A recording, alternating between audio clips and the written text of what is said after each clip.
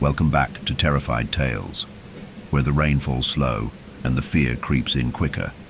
Like and subscribe before we begin, and tell us where and when you're listening. Midnight, alone, that's when they find you. Clara Fenwick had not returned to Carver's Hollow in years. The town, hidden deep in the mist-filled valley, was always more of a memory than a place to her. Unsettling, isolated, and suffocated by the towering trees that seemed to close in around it. Yet, the letter had called her back. The letter was short, with no return address, just a hauntingly familiar looping handwriting that still echoed the ghost of Lucille's presence. It had arrived that morning, wedged between a pile of mundane bills and catalogues. The simple note read, "Clara, the violin is waiting. Come to Carver's Hollow. It has been calling for you." For years, Clara had buried her past, locking away the memories of Lucille's death, the accident, the whispers, the guilt. She tried to forget the way it all had ended, with Lucille's lifeless body found on the cold, unforgiving stage of the Carver's Hollow concert hall. The violin had been left behind, its strings fractured as if it too had suffered some unseen wound.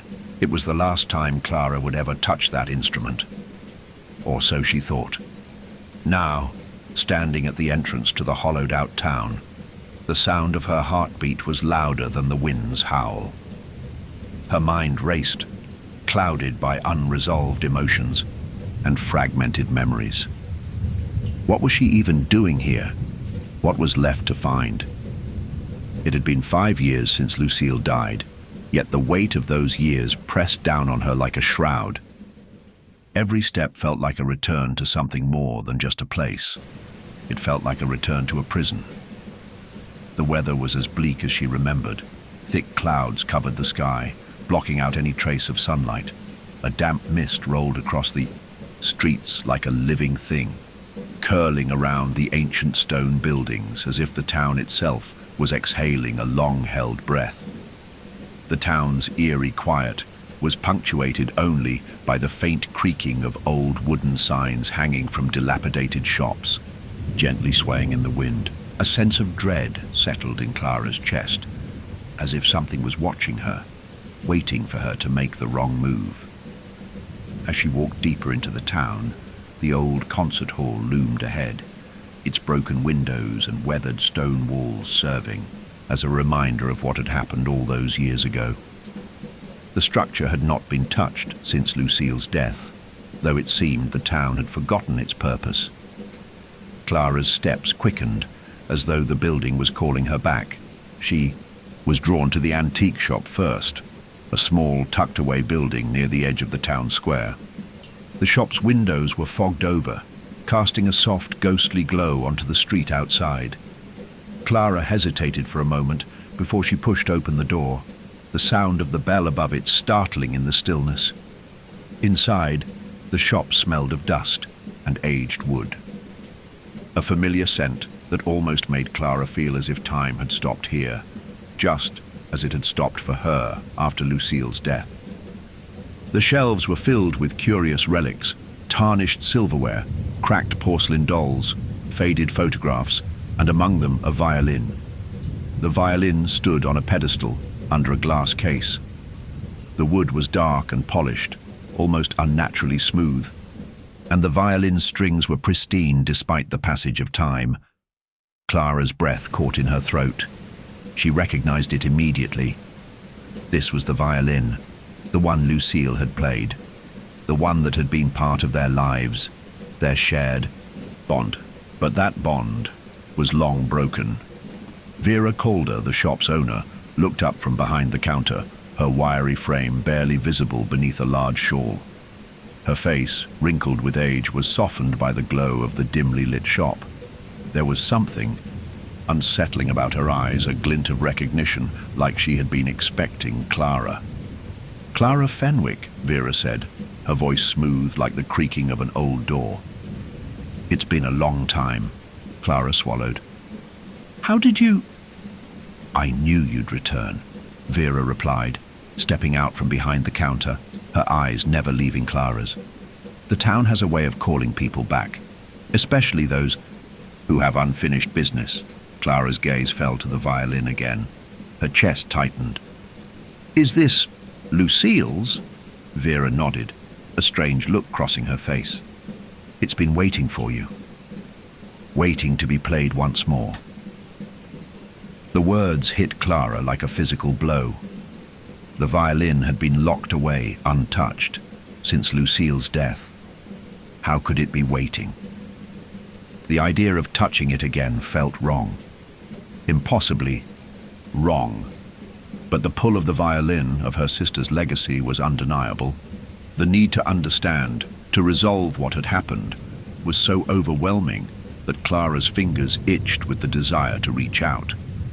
Vera, sensing Clara's hesitation, smiled knowingly. Music has a way of binding souls together, my dear. The violin will guide you, but be warned, once you start playing, there's no turning back. Clara's heart pounded, her hands trembling as they hovered over the violin's case. For a moment, the air in the room seemed to thicken, and the world outside the shop blurred, as if the sound of the town itself had muted. The only thing she could hear was the beating of her own heart, in sync with the rhythm of the violin. A familiar, soothing rhythm, but also one that carried a deeper, darker resonance. I've already gone too far, Clara whispered to herself, her voice barely audible, but it was enough to break the tension in the room. Without another word, she reached for the violin. As her fingers brushed against the wood, a strange chill ran up her spine, and for a split second, she thought she saw the ghostly figure of Lucille standing behind her, just out of the corner of her eye. She blinked, and the vision was gone. But it left behind a feeling, a whisper that barely touched the edges of her mind. Clara carefully lifted the violin out of its case, the instrument warm in her hands despite the cold of the room. The strings felt taut, responsive. She ran the bow across them, testing the sound. For a moment there was only silence. Then the first note rang out, soft at first, then growing louder, more insistent. The sound filled the shop, reverberating off the walls, carrying a deep, mournful melody that seemed both familiar and foreign. It was as if the violin had a voice of its own, singing a song that Clara had forgotten, but one that her soul recognized. Instantly, it was Lucille's music. The air around Clara thickened, the temperature dropping. She felt a pull in her chest, like a deep ache, and the weight of her own grief crashed down on her. The music swirled around her, and for a brief, fleeting moment, it was as if Lucille was standing beside her once again, playing alongside her, their fingers moving together in perfect harmony. But then the melody began to shift, twisting into something darker, more distorted. The notes were no longer sweet, but jagged and discordant. Clara's fingers faltered, and the violin sound broke into a haunting, unnerving dissonance. The room seemed to pulse with the music, and a voice, faint but unmistakable, whispered in Clara's ear, "Clara, help me." Clara froze, her breath catching in her throat. The voice was Lucille's, but there was something wrong, something different. The room seemed to blur again, and the once familiar space now felt alien, as if the walls themselves were closing in. She pulled the violin away from her chin, the music dying with it, but the whisper lingered, echoing in her mind. Vera stepped forward, her face grave. "You've heard it, haven't you?" she asked softly, her voice barely a whisper. "The call of the violin, the one that binds the living and the dead." Clara nodded, her hands trembling as she set the violin down on the counter. "What does it want?" Vera's gaze darkened. "It wants you to play. It wants you to finish the song.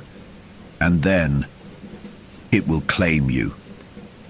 Clara's heart raced as the full weight of the warning settled into her chest. The violin, her sister's legacy, was not merely an instrument, it was a force, a presence that had been waiting for her, and now it had begun to pull her in. Clara sat in the dimly lit antique shop, her hands trembling as they rested on the edge of the violin's case. The music had stopped, but the silence it left behind felt heavier than ever, a silence that seemed to carry the weight of everything. Clara had long since tried to bury. Her mind raced, trying to piece together the fragments of her past, but the memories were too sharp, too fragmented. Lucille's face, a reflection of her own, flashed in her mind, still so vivid and yet so distant, like a dream she couldn't remember clearly. The pull of the violin was stronger than she had ever anticipated, its mournful call reverberating in her chest. Vera stood behind the counter watching Clara with a strange, knowing expression. Her presence was almost ethereal, as though she had seen countless souls like Clara's pass through her shop, each one searching for something they couldn't quite name. "You've heard it, haven't you?"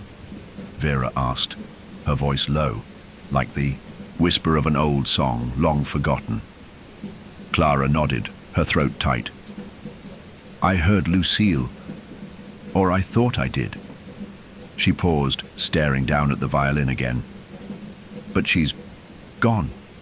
It's impossible. I never should have." Vera's gaze softened, and she stepped closer. "Grief is a powerful thing, Clara. It can twist the mind, blur the edges of reality. But you must understand, the violin is not just a piece of music. It is a conduit, a link. It connects the past to the present, the living to the dead." Clara's breath caught in her throat. "What do you mean? What does it want with me?" Vera hesitated for a moment, the weight of her words hanging in the air. "The Fenwick family has a long history with the violin. Your sister, Lucille, was the last to play it, but she wasn't the first. The instrument was a gift, passed down through generations. But with each passing, there has been a price, a sacrifice, and that price is always paid in blood." Clara recoiled slightly, her mind struggling to comprehend the horror of Vera's words. "A price? What do you mean?" Vera's face grew darker, her eyes heavy with the burden of secrets long kept. "Lucille was not meant to die on that stage. It was supposed to be you." The words hit Clara like a physical blow. She took a step back, her pulse quickening. "What? No, that can't be right. It was an accident. Lucille was just better at everything than me. She was the one with the talent. I couldn't play like she could." Vera's eyes softened, a quiet sadness creeping into her expression. "That's what you've told yourself for all these years, isn't it? That Lucille was the better twin, that she deserved to be the one to make it. But the violin..." Vera's voice trailed off as if hesitant to say more. Clara felt her stomach twist in knots. She had spent so many years convincing herself that Lucille's death had been a tragic accident, a cruel twist of fate. But now, the pieces didn't fit. If what Vera was saying was true, then Lucille's death wasn't just an accident. It was something else, something darker. Clara tried to steady her shaking hands. "Why didn't you tell me this before? Why did you let me keep believing I could just forget?" Vera's eyes were distant now, as though she was seeing something far beyond Clara. "I couldn't tell you. Not then. The curse had already taken hold. You were too close to the edge, and besides..." She let out a small sigh, her eyes flickering, briefly to the violin. "Some truths are better left buried." Clara swallowed hard, her chest tight. The air in the shop seemed to grow colder, the edges of her vision blurring as her thoughts spun out of control. The violin was calling her again, its invisible pull sinking deeper into her bones. "Why does it want me?" Clara whispered, the words barely audible. "Because you are its rightful heir," Vera replied, her voice heavy with truth. "The Fenwick bloodline is tied to that violin in ways you cannot yet understand. It's more than just an instrument. It is part of you. Clara, it's part of your family's history. And now, it's part of your future." Clara turned back to the violin, her eyes filled with a mixture of longing and fear. It was the only link she had left to Lucille, the one thing she could hold on to from the past. But it also represented everything that had gone wrong in her life. It was the thing that had claimed her sister, the thing that had twisted her into this broken version of herself. And now, it was calling to her again. She reached out, her fingers brushing lightly against the smooth wood of the violin. This time, there was no hesitation. As her hand closed around the instrument, a sharp jolt of energy surged through her body. The air around her seemed to shift, and she was flooded with the sounds of a melody, soft at first, then building in intensity. It was Lucille's music, the music they had once played together, but now it was warped, distorted, a haunting echo of something that could never be recaptured. Clara's breath caught in her throat, and her fingers involuntarily moved across the strings. She didn't even know how. It was as if the violin was playing her, not the other way around. But then something changed. The music began to shift, becoming darker, colder. It was no longer a beautiful, familiar tune. It was a cacophony, a dissonant harmony that twisted Clara's thoughts. She closed her eyes tightly, trying to block out the sound, but it only grew louder. Suddenly, she heard Lucille's voice, faint but unmistakable. "Clara, please, help me." Clara's eyes shot open, her heart pounding in her chest. The sound stopped abruptly, leaving only the sound of her breathing. For a moment, everything was still, the world around her eerily quiet. She looked around the shop, but there was no sign of Lucille, only the violin now resting in her hands like a silent sentinel.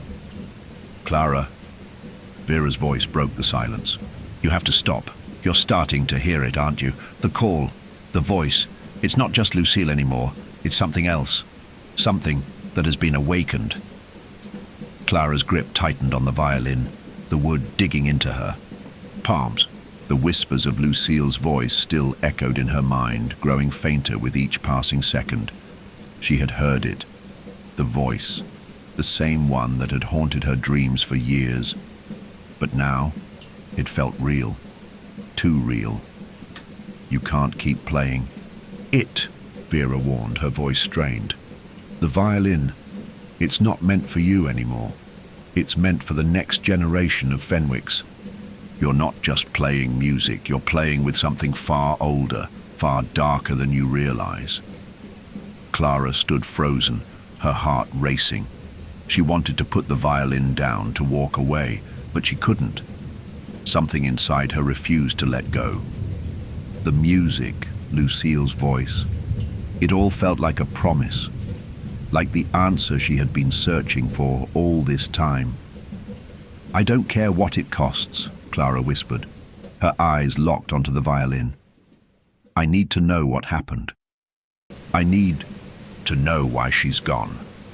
Vera's face hardened, a grim understanding crossing her features. "Then you will play, but you will pay the price." As Clara looked back at the violin, the room seemed to grow colder. The whispers of Lucille's voice filled the air, now mixed with the sound of something else, a low, guttural hum, like the beginning of a storm. The violin was calling her, and there was no turning back. The day after Clara had taken the violin from Vera's shop, the world outside seemed unchanged. The mist still hung heavy over Carver's Hollow, and the trees seemed to grow even taller, pressing closer together, as though they were trying to keep the town hidden away from the rest of the world.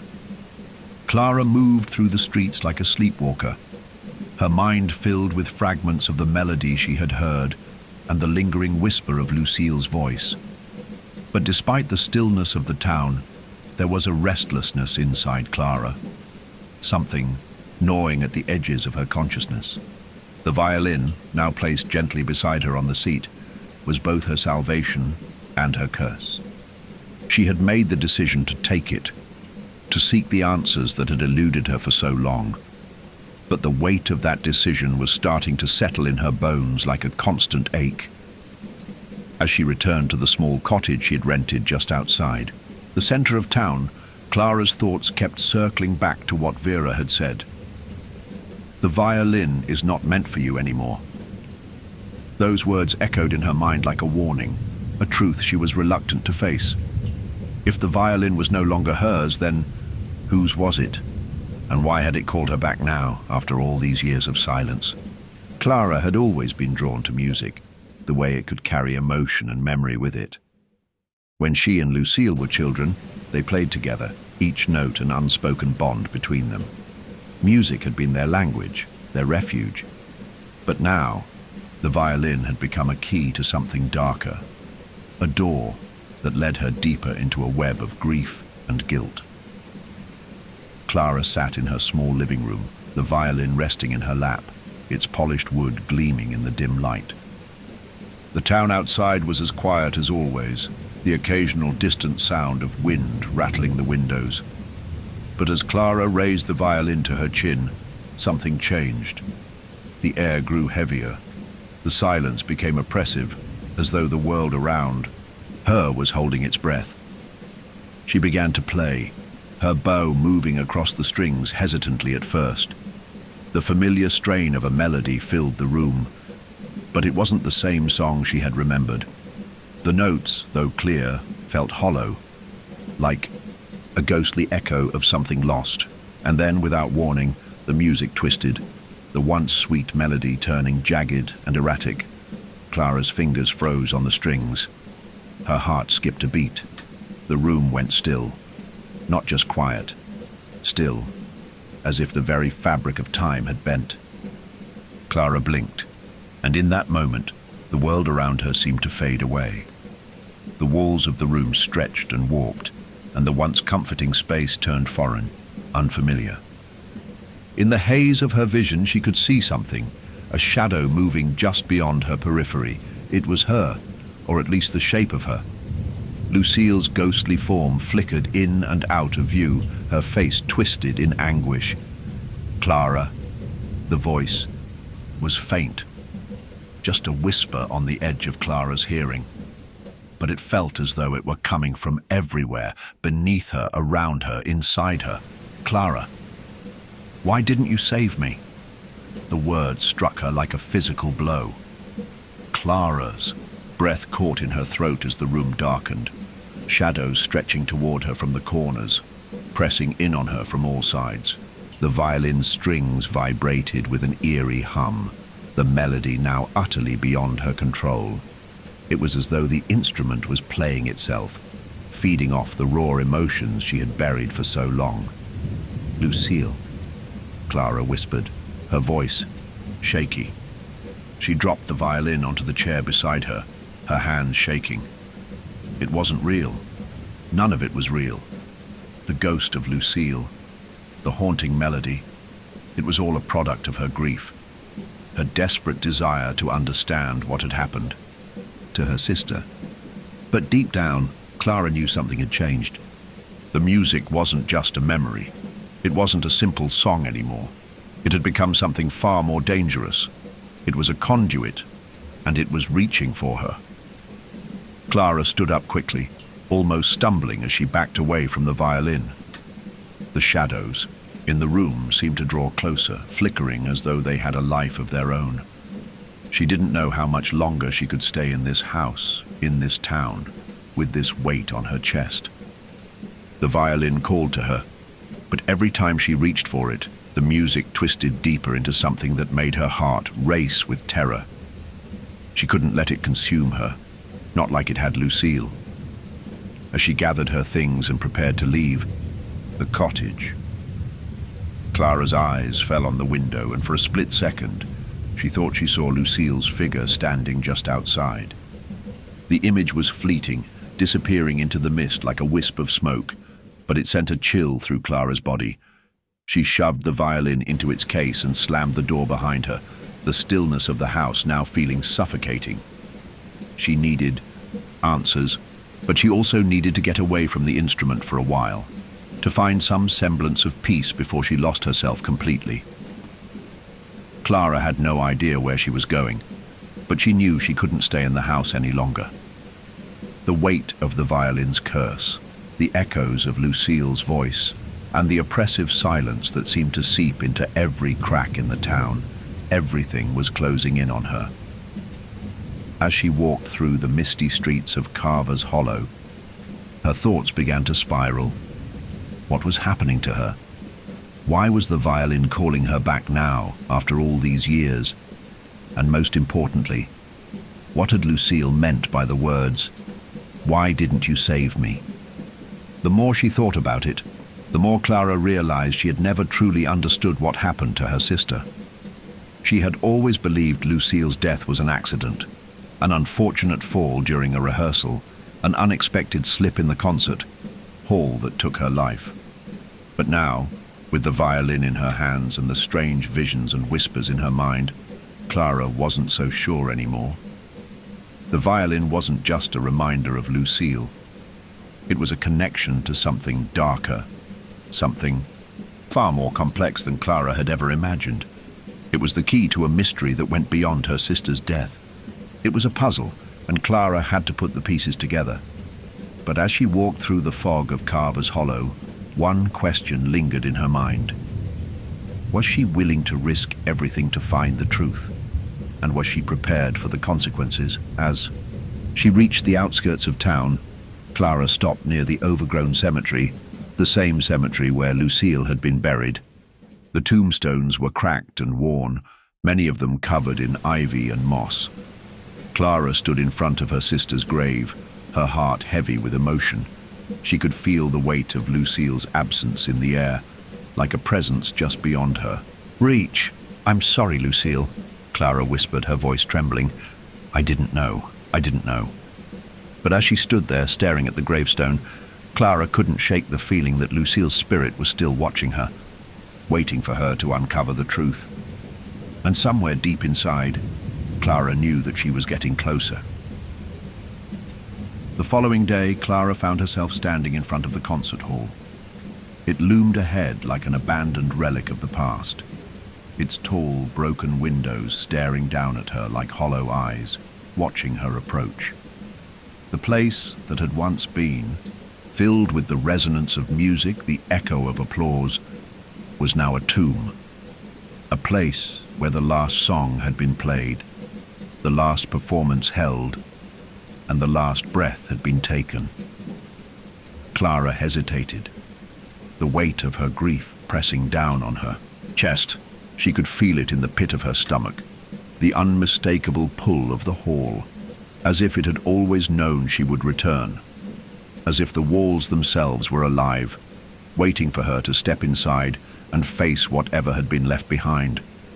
It was here, on this very stage, that Lucille had died. Clara could still remember the night as though it had happened just yesterday. The frantic phone calls, the cold hospital room, the empty, twisted silence that followed. Lucille had slipped during the final rehearsal for the grand concert, her fall echoing through the hollow, empty hall. But Clara had never believed the official story. Lucille's fall had never seemed like an accident to her. Clara reached for the door, her hand trembling as it brushed against the worn wood.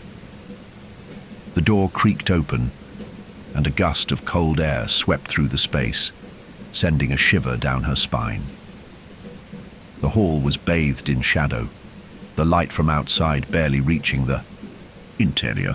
Dust motes floated lazily in the air, and the scent of mildew mixed with the faintest hint of something else, something familiar but distant, like the scent of old music sheets that had long since yellowed with age. As Clara stepped further into the hall, her footsteps echoed in the silence, the sound unnaturally loud in the cavernous space. The stage was set but empty. The grand piano stood silent, its keys untouched, while the velvet curtains that once hid the orchestra had long since fallen into disarray, fraying at the edges. She walked towards the stage, her eyes scanning the worn wooden floorboards, the same ones Lucille had danced across countless times. But now, it felt different. The stage was no longer a place of celebration.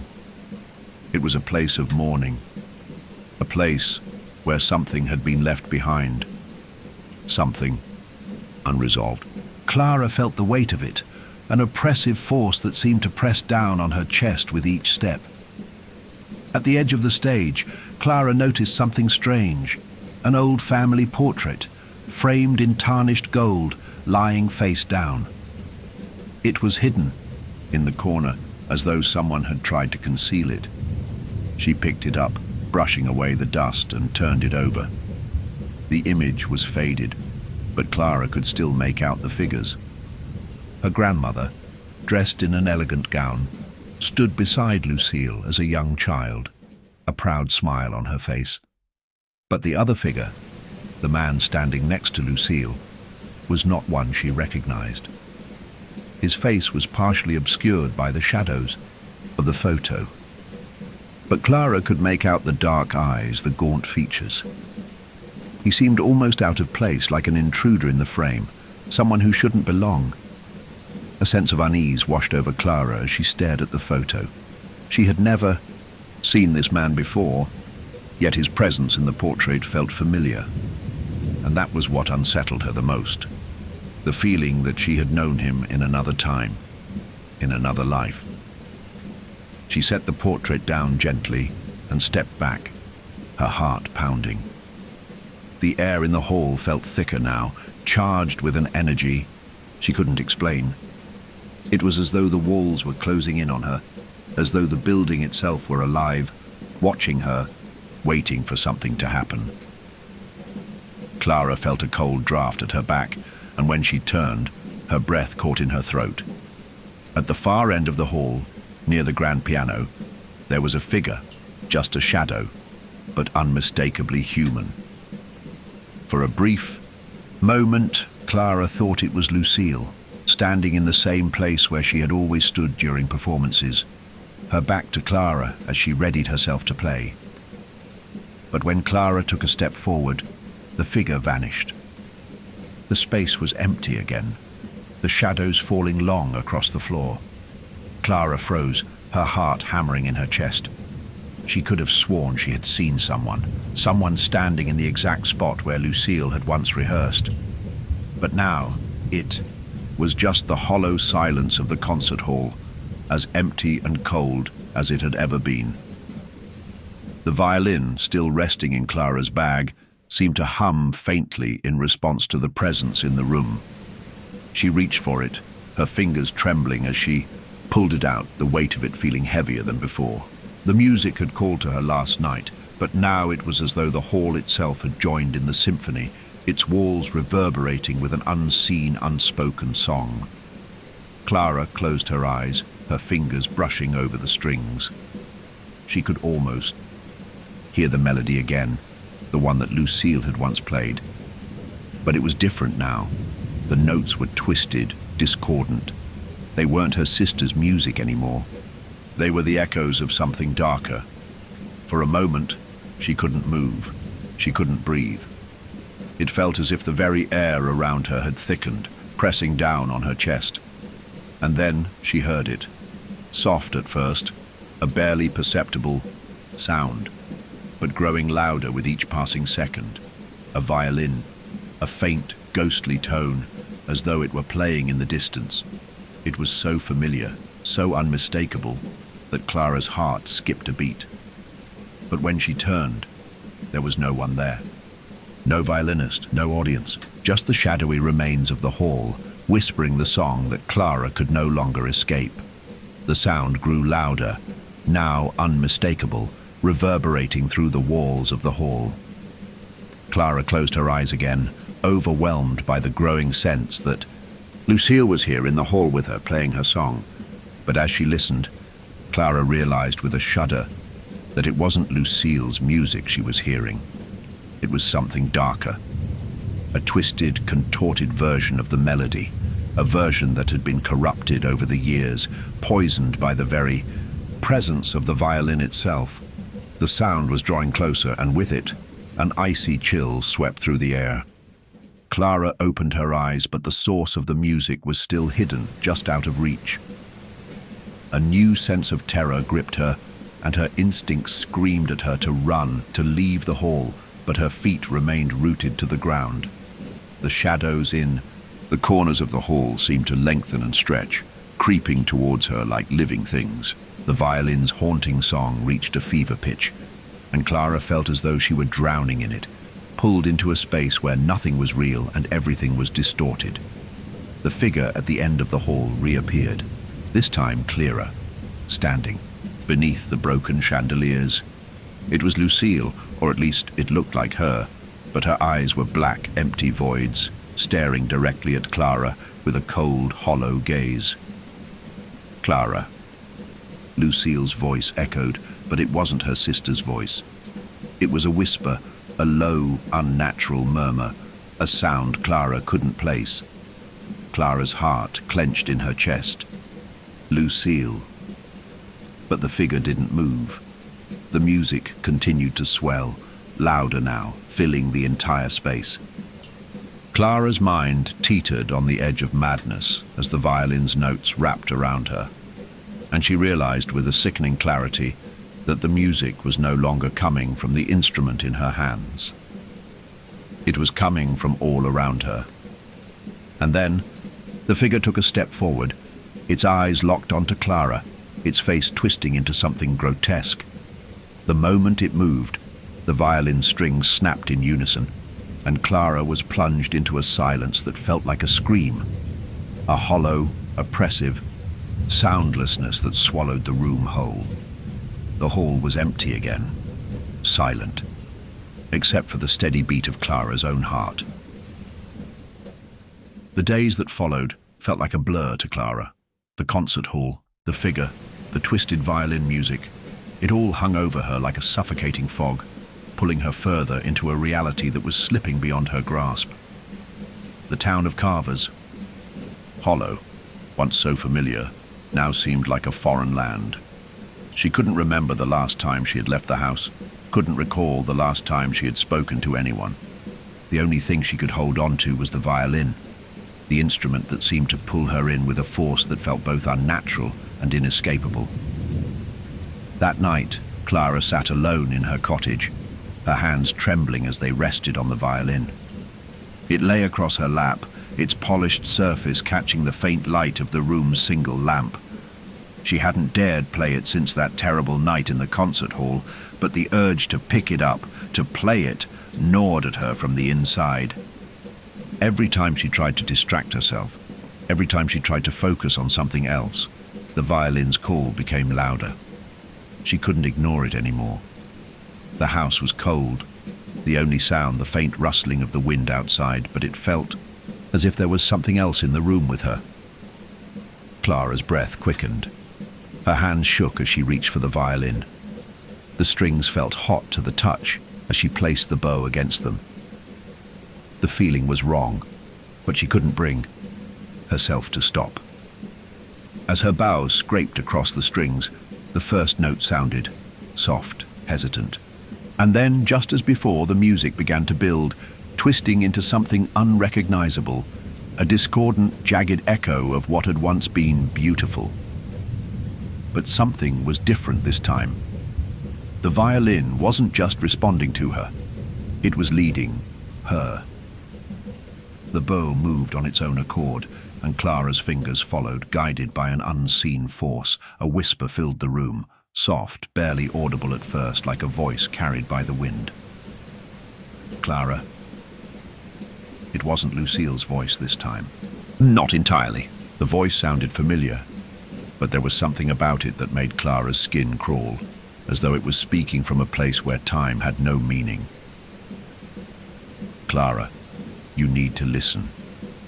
You need to finish what we started, the voice whispered. Again, only this time it seemed to come from inside her own head. It wasn't a memory. It wasn't Lucille. It was something else, something darker, something that wanted Clara's attention.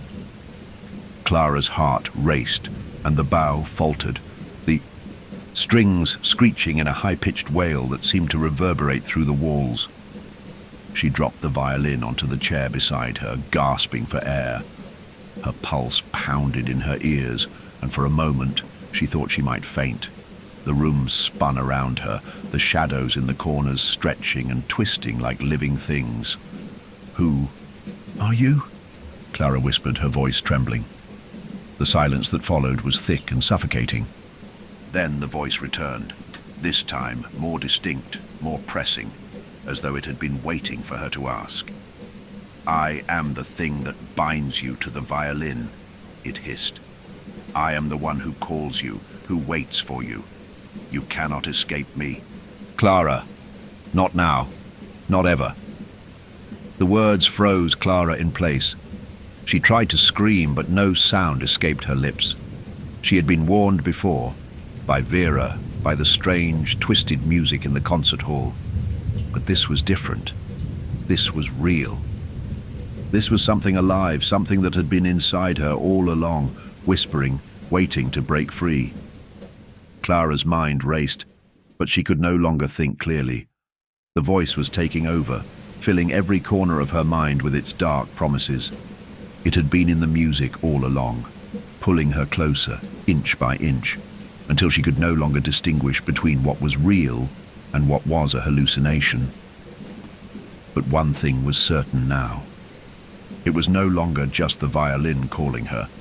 It was the entity that had followed it for generations, an ancient force that had always been tied to the Fenwick family. And now, it had claimed her. As she sat there, her chest tight with fear, the voice spoke again, softer this time, almost coaxing her. "Don't be afraid, Clara. We're the same. You and I. We've always been the same." The violin brought us together, just as it did with Lucille. The mention of her sister sent a pang of guilt through Clara's chest. Her sister. Lucille had been the first to fall under the violin's spell, the first to lose herself to the music, and now Clara was following the same path. But Lucille hadn't just died on that stage. Clara had always believed that it was an accident, that it had been fate, that Lucille had slipped, that her death had been some cruel twist of fate. But now, Clara wasn't so sure. "Lucille," Clara whispered, her voice hoarse. She could almost see her sister's face in the shadows of the room, the figure of Lucille lingering just beyond the edges of her perception. She could feel the pull of her sister's presence, the weight of that unresolved grief, and the haunting need to understand what had truly happened. The entity, hearing her words, chuckled softly. It was a sound full of malice and longing, and Clara felt it crawl under her skin. "Lucille was the first, but you, Clara. You will be the one to finish the song, to take her place." "No," Clara breathed, shaking her head. "I won't. I can't. I won't let you." But the entity's grip on her mind was tightening. "You already have," it whispered. "The violin is already in your hands. You've already heard the song. You can't escape it." Suddenly, the shadows in the room seemed to surge forward, swallowing Clara in darkness. Her vision blurred, and the room became a cacophony of sounds. The violin, the whispers, Lucille's voice. It was all blending together now, a chaotic symphony that drowned out everything else. Clara gasped, her eyes wide in horror. She reached out, her fingers desperate, her hands clawing at the walls. But the shadows closed in on her. She couldn't breathe. She couldn't escape. And then, just as quickly as it had come, the darkness vanished. Clara was left gasping for air, her heart pounding, the violin lying still in her lap. But she knew, in that moment, that the thing that had haunted her sister was now inside her, waiting. The entity had claimed her, and Clara, in her desperation to understand, had given it everything it needed. "Clara, listen," the voice whispered once more, faint but still present. "The music never ends. Not for us." Clara stood, shaking, the weight of what had happened settling on her shoulders like a stone. Her hand brushed against the violin still resting beside her. It had never left her. It had always been waiting for her to return. She wanted to run. She wanted to leave the cottage, to flee Carver's Hollow. But something in her, something darker, refused to let her. The violin was calling her again, the music's pull too strong to ignore. And somewhere deep inside, Clara knew she had no choice but to finish what had been started. The violin song, Lucille's song, was now hers, and there was no escaping the haunting melody that would follow her until the very end. The oppressive weight of Clara's thoughts had not lifted in days. The presence, the voice that had consumed her, was now a constant hum at the edge of her mind. It followed her like a shadow, whispering through the cracks of her fractured reality, urging her toward the violin to play the song that was now intertwined with her own existence. Clara could no longer sleep. The shadows in her room, no longer just dark corners, shifted in the dead of night, always lingering, waiting. Each time she closed her eyes, the whispers of the entity called to her, and the violin seemed to vibrate with an unnatural energy from the corner of her room, even though she hadn't touched it. The music was a persistent ache in her head, like a song she could not forget, no matter how hard she tried to push it away. The day had arrived when Clara could no longer avoid it. She had to face the truth. There was no escaping what the violin had become and what it had awakened inside her. The silence had become a cruel thing, suffocating her, making her feel as if the world itself was closing in. So she made her decision.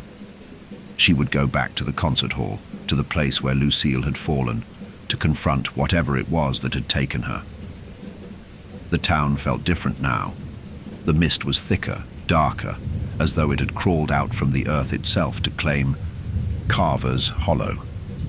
Clara walked through the streets, her steps quiet, as if the town itself was watching her, waiting for her to make the inevitable choice. As she neared the concert hall, she noticed the doors were slightly ajar. They had always been locked, sealed tight after Lucille's death, but now they stood open as if welcoming her in. A chill ran down Clara's spine. The invitation was clear. The air inside the hall was colder than it had ever been before. The dust in the air felt thicker, more oppressive, and Clara could almost hear the echoes of old music ringing in her ears, haunting her with notes she hadn't even played. The shadows in the hall stretched across the floor like long, dark fingers, crawling toward her as she stepped further inside. It felt as though the hall itself was holding its breath, waiting for her to acknowledge it, to admit that it had always been watching, always been waiting. The stage was set again, though there were no performers, no audience, only the broken piano, its ivory keys cracked and yellowed, and the remnants of old curtains that swayed with a movement that was not of this world. It felt as if the hall had never moved on, as though Lucille's death had frozen it in time. The air was thick with memories, old, bitter, broken memories that Clara could not ignore. Clara's gaze fell to the center of the stage, where the violin sat, waiting. It was as if it had never been moved, its strings still intact, as pristine as the first time she had laid eyes on it. But Clara knew better. She knew that something had shifted. The violin was no longer just an instrument. It was something more, something ancient, something that had been tethered to her family for far too long. As she approached the stage, Clara's mind raced with questions. What had happened to Lucille? What had she missed all those years ago? She had always blamed herself for not being there, for not stopping Lucille from performing that night, for not warning her about the danger that she felt, but had never been able to prove. But now, with the violin in her hands again, Clara was beginning to understand that there had been something more at play, something much older than she could have ever imagined. Clara stepped onto the stage, her eyes fixed on the violin. As her fingers brushed the strings, a sudden shock of electricity coursed through her body, and for a moment she felt as though the entire hall had come alive. The shadows moved with purpose, shifting, swirling, as if they were part of a living organism. And then the violin, her sister's violin, began to hum in her hands. She could hear it, just faintly at first, the sound of a long-forgotten melody. The same one Lucille had played, the same one Clara had tried to escape. The music swirled around her, growing louder and more distinct until it was all she could hear. Her pulse quickened, her hands shaking uncontrollably as she grasped the violin more firmly. She was no longer playing of her own will. The violin had taken over, just as it had taken over Lucille. Suddenly, Clara's grip faltered as the violin let out a harsh, discordant screech, unlike anything she had ever heard. The strings cracked, one by one, until there was only silence. For a moment, Clara felt as though time had stopped. The shadows around her stilled, the hall quieting into an eerie calm. And then, as if on cue, the voice returned. "Clara, finish what you started," it whispered. The words felt as though they were being spoken directly into her mind, the voice slithering into her thoughts like a worm crawling into the folds of her brain.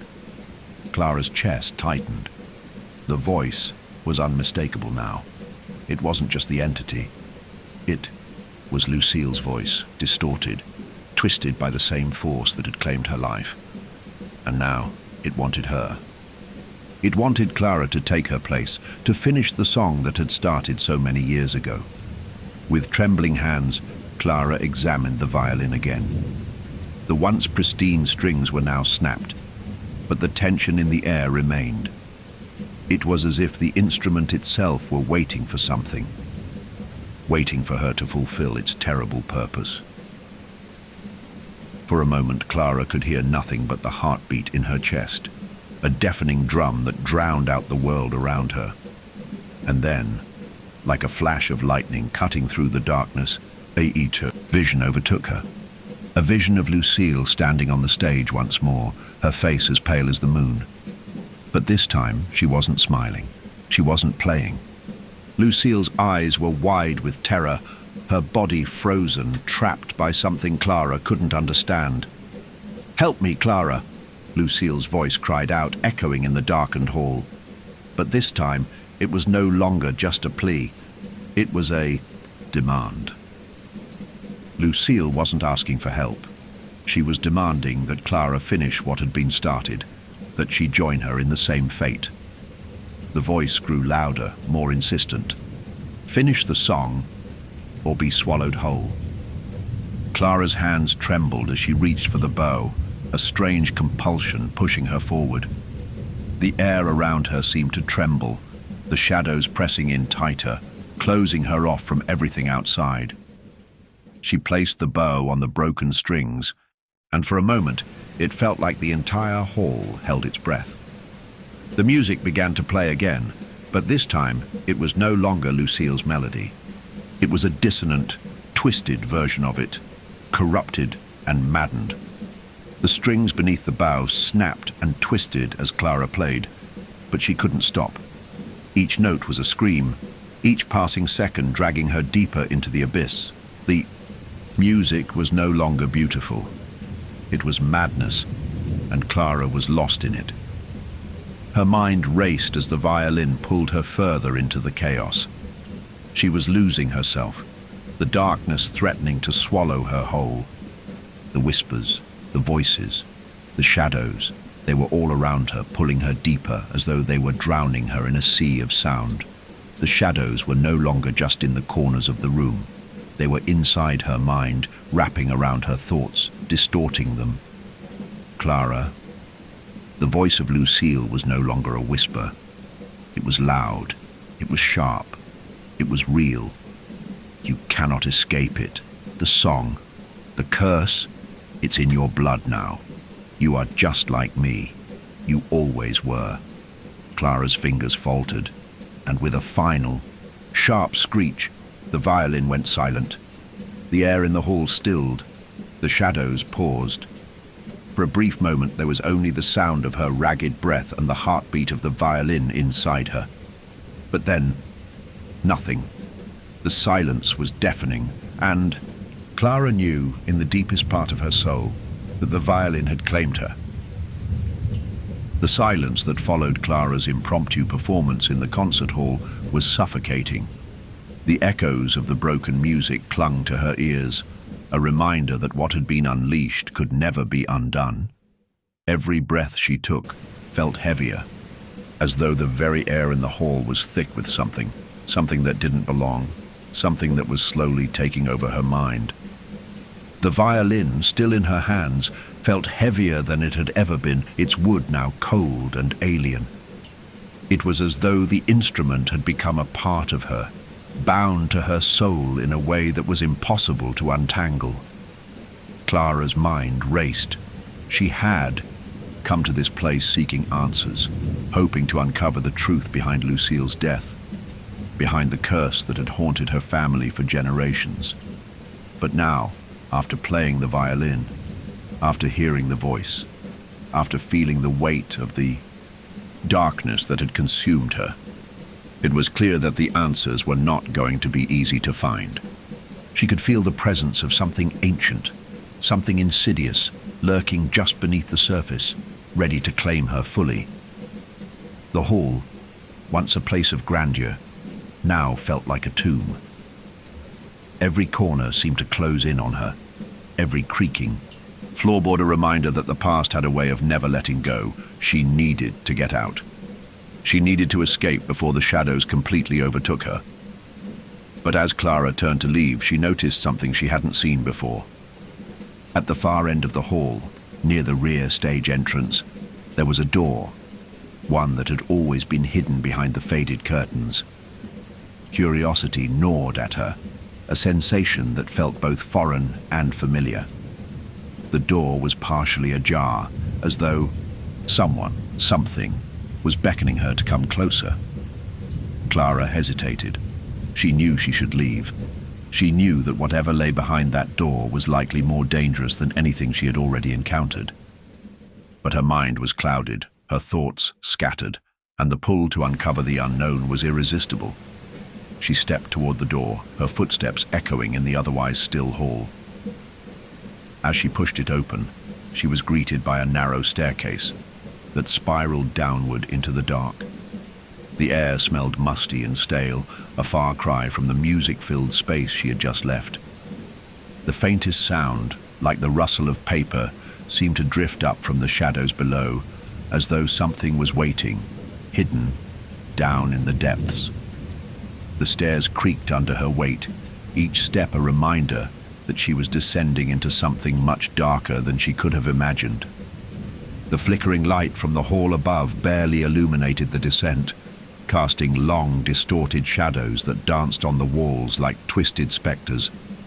Clara's heart pounded in her chest, but her legs carried her downward, as though the pull of whatever waited below was stronger than her fear. At the bottom of the stairs, the space opened up into a small, dimly lit room. The air was damp and thick with the scent of old wood and mildew. Shelves lined the walls, cluttered with forgotten relics, dusty books, old music sheets, tarnished trophies, and faded photographs. The room was a time capsule, a place where the past had been sealed away and left to rot. But what caught Clara's eye wasn't the dusty trinkets or the long-forgotten trophies. It was a small, weathered chest, placed neatly in the center of the room. The chest was made of dark wood, its surface carved with intricate patterns that seemed almost alive. The air around it hummed with a strange energy, a low vibration that Clara could feel deep in her bones. It was as though the chest itself was calling to her, drawing her in with an irresistible force. With trembling hands, Clara approached the chest. Her breath came in shallow gasps, and every instinct screamed at her to turn away, to leave this place before she made a terrible mistake. But she couldn't. The chest was part of the puzzle, part of the curse that had entangled her and Lucille. The violin had led her here, and now it seemed that the chest held the next piece of the mystery. She knelt before it, her fingers brushing against the cold carved surface. The intricate patterns on the wood seemed to shift beneath her touch, as though they were alive, responding to her presence. She could feel the pulse of the thing within, the heartbeat of something older than she could comprehend. The lid creaked open with a faint, mournful sound, revealing the contents inside. The chest was filled with brittle, yellowed papers, documents, letters, and photographs, all tightly packed together as though someone had hastily shoved them inside. Clara reached for the topmost paper, carefully unfolding it. It was a letter written in a hurried hand, the ink faded and smeared in places. As she read, her breath caught in her throat. We did not mean for it to go this far. The violin was never meant to be used this way. We sought only fame, fortune, and the mastery of our craft. But the price is too steep. The thing we have awakened, it demands more. It demands blood, and now it is too late to stop it. Clara's heart pounded in her chest. The letter was written by someone in her family, someone who had been involved in the original curse that had bound the Fenwick bloodline to the violin. The words were frantic, desperate, as though the writer had known the darkness was closing in on them, but had been powerless to stop it. The rest of the letter was more of the same. Pleas for forgiveness, apologies for the terrible mistake they had made, and a grim realization that the violin could never be destroyed. It could only be passed on, its curse growing stronger with each generation. But what struck Clara the most was the final line. Lucille was the one chosen. Clara will be the next. There is no escaping it. Clara dropped the letter, her hands shaking uncontrollably. The room seemed to spin around her, and the walls felt as though they were closing in. The truth was staring her in the face, and it was worse than anything she could have imagined. Lucille hadn't just died by accident. She had been chosen, just as Clara was now. The curse had marked them both, and now it had come for her. The violin, the music, the haunting melodies that had driven Lucille to madness. It had all been part of this plan, this twisted fate that had been passed down through the generations. Clara had been born to play, born to take her sister's place, born to feed the curse that would never let her go. But there was more. As Clara sifted through the papers, she found a final letter written in a much more confident hand. It was the last piece of the puzzle, the key to everything. The letter was a ritual, instructions for a ceremony that would bind the person playing the violin to the entity that lurked in the shadows. It would grant them power, power over life, over death, and over the minds of those who heard the music. The ritual required one thing, above all else: a sacrifice. Clara stood frozen in the dim light of the hidden room, the weight of the discovery crashing down on her.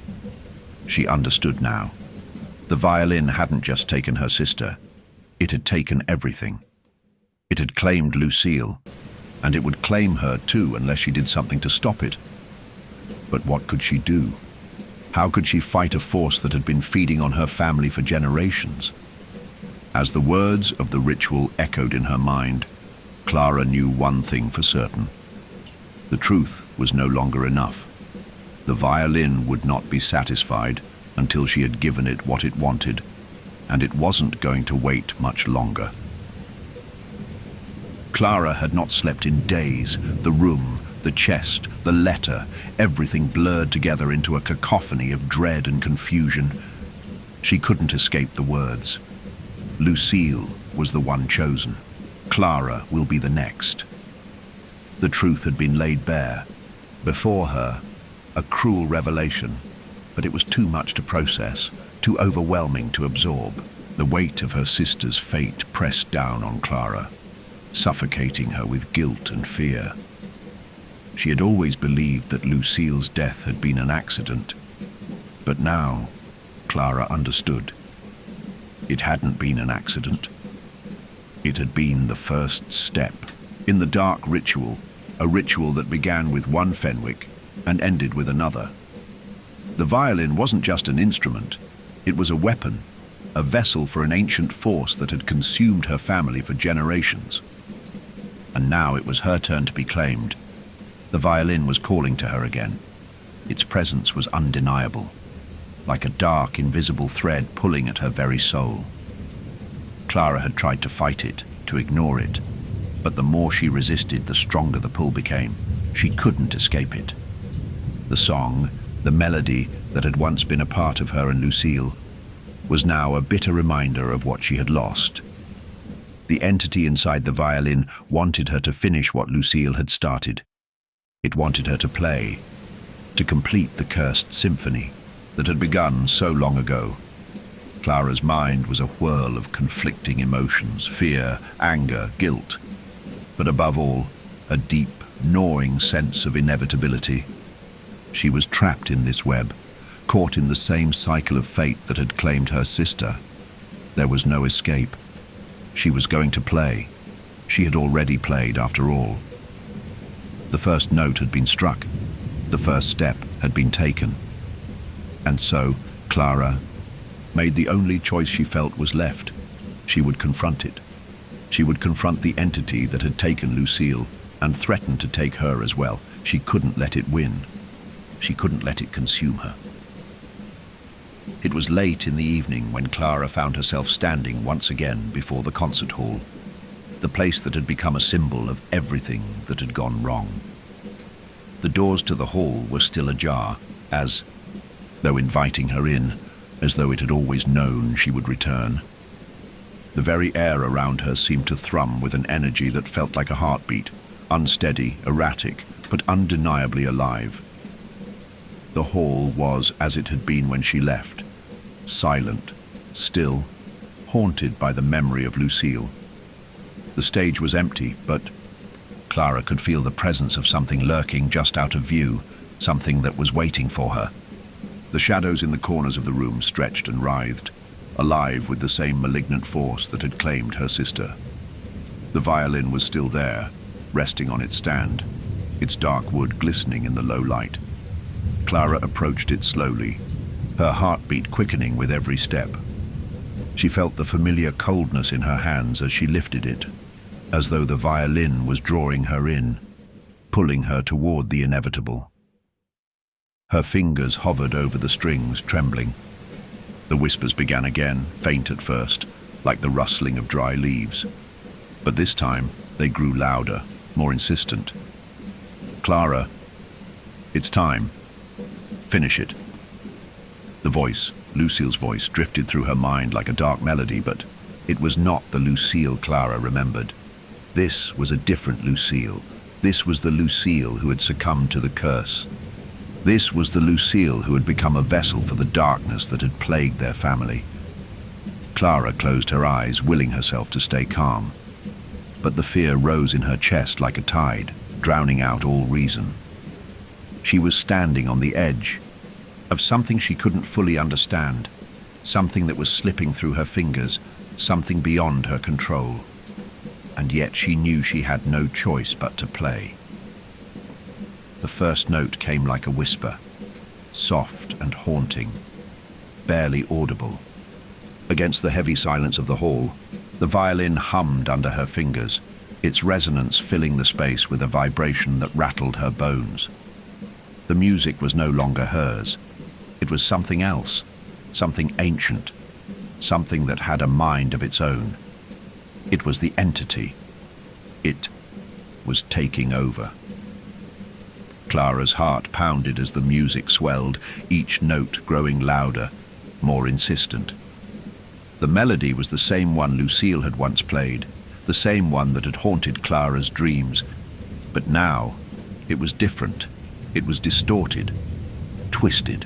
The strings screeched as they reverberated, and Clara's body trembled with each passing second. She felt the presence, felt it moving around her, encircling her, suffocating her with its weight. The shadows in the hall danced, the darkness gathering in the corners, pressing against her like a physical force. Clara couldn't stop. The violin played on, and with each note, she could feel herself slipping further away, like a puppet on strings, each movement of the bow dragging her deeper into the abyss. "Clara, we are the same now.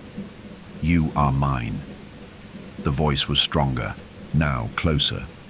Clara's breath caught in her throat as the music reached a fever pitch, the strings snapping under the strain. The violin screamed, the sound splitting the air like a knife. Her hands moved with a life of their own, pulling the bow across the fractured strings, the sound of violent, shrieking wail that echoed through the hall. In the distance, Clara could see something moving in the shadows, a figure, barely visible, moving toward her with slow, deliberate steps. It was Lucille. No, not Lucille. Not anymore. The figure was twisted, a shadow of her sister, her face contorted in pain, her eyes wide and hollow. She stepped into the light, and Clara saw that her sister's body was not whole. It was consumed, eaten away by the very force that had claimed her. "You must finish it," the figure whispered, its voice a hollow echo of the one Clara remembered. "Finish what I could not." Clara's mind spun. The figure reached out toward her, its skeletal fingers brushing against Clara's cheek, cold as death. But Clara didn't flinch. She couldn't. The pull of the music was too strong, the need to finish the song too overwhelming. The curse had already taken root within her, and the melody was its anchor. The violin was no longer just an instrument. It was a doorway, a gateway to the entity's power. The strings, now all but destroyed, screamed one final time, a violent, brutal refrain that tore through Clara's soul. She could feel herself breaking, like the strings of the violin that had snapped under the pressure of the music. Her thoughts, her identity, her memories, they were all disintegrating, pulled into the void created by the song. And then it stopped. Silence. Clara stood motionless on the stage, the broken violin in her hands. The shadows no longer moved, and the figure of Lucille was gone. The hall, too, had returned to its stillness, as though nothing had ever happened. But Clara knew. She knew that something had shifted, something irrevocable. The music had stopped, but it had already done its damage. She looked down at the violin, the wooden surface now splintered, the strings gone, the bow limp in her hands. The energy had dissipated, but the void left behind was worse. It was as though something had been taken from her, something that could never be returned. Clara closed her eyes, her body trembling as she set the violin down. She couldn't understand it, couldn't comprehend what had just happened, but she knew one thing for sure. The entity was not finished with her. It would never be finished, not as long as the music played, and Clara understood then that the song would never stop. Not for her, not for Lucille. It would continue, echoing through time, across generations, and the curse would carry on.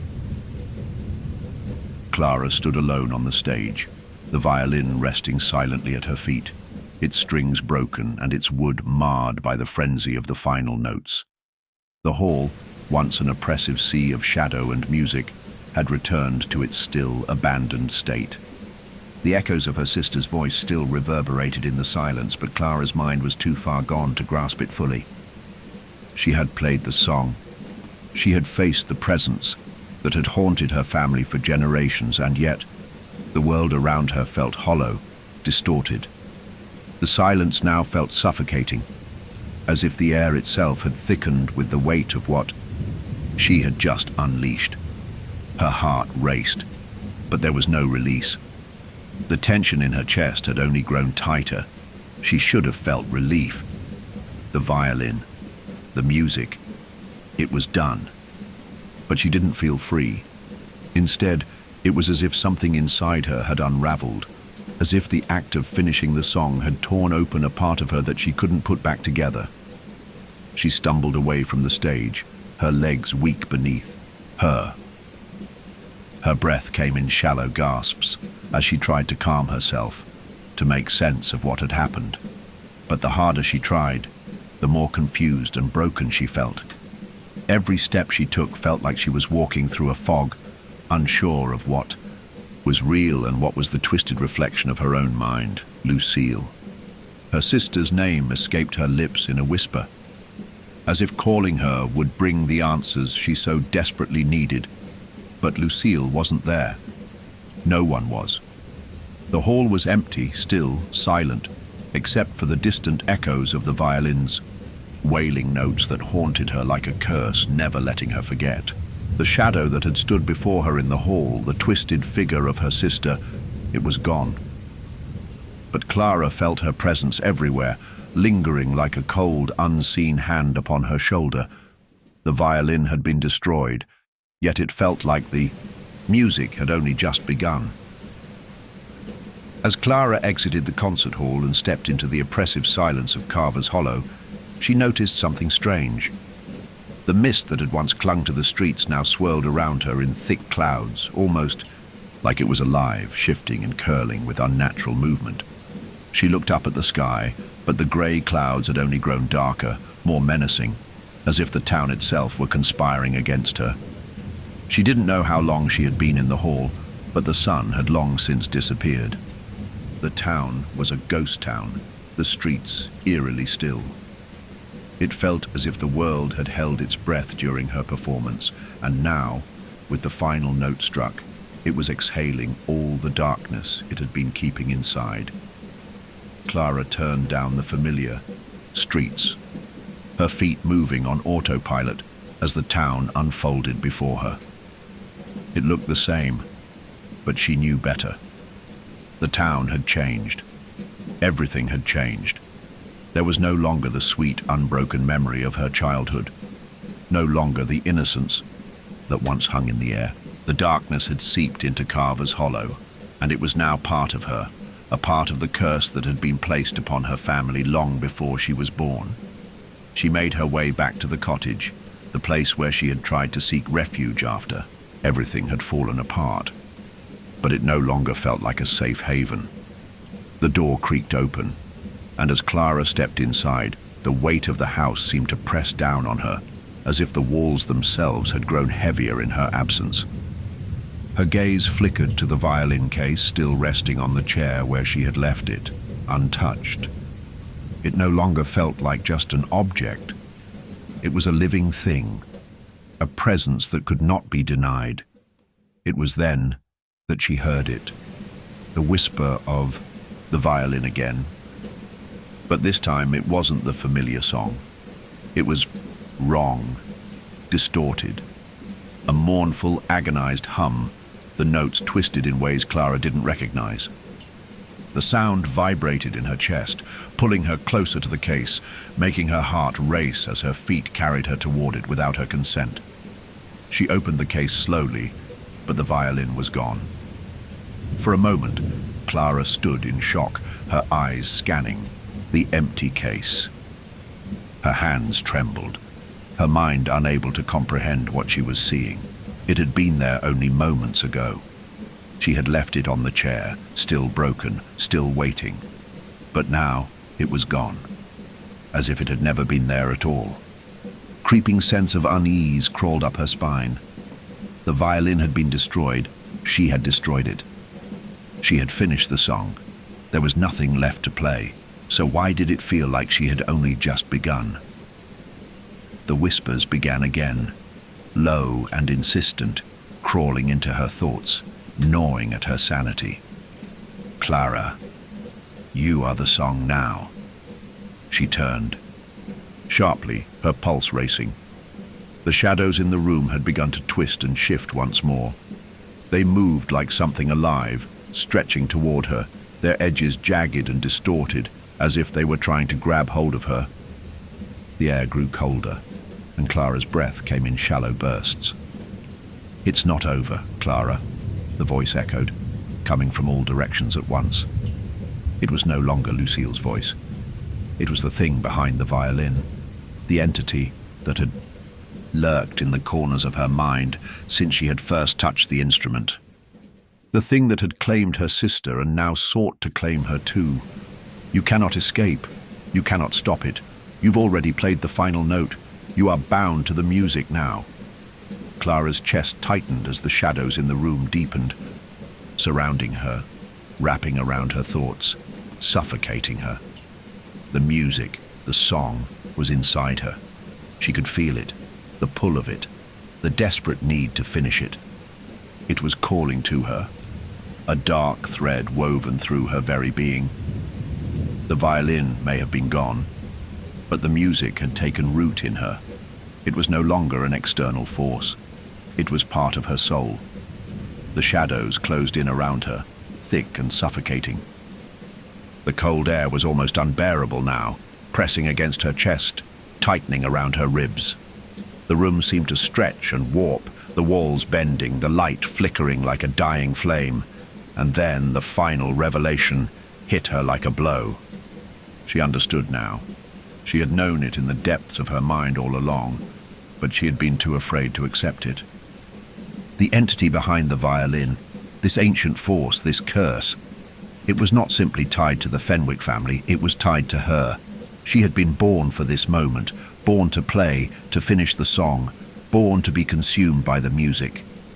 The room was now a blur of shadows, flickering light and sound, everything warping and distorting, spinning out of control. She could hear the music again, louder now, as if the very air around her was vibrating with it. It wasn't just a melody anymore. It was the heartbeat of the world, the rhythm of the universe itself. It was the song of death, of sacrifice, of fate. And Clara was its final note. Her breath quickened. She tried to step back to escape, but the music wrapped itself around her, pulling her closer to the center of it all.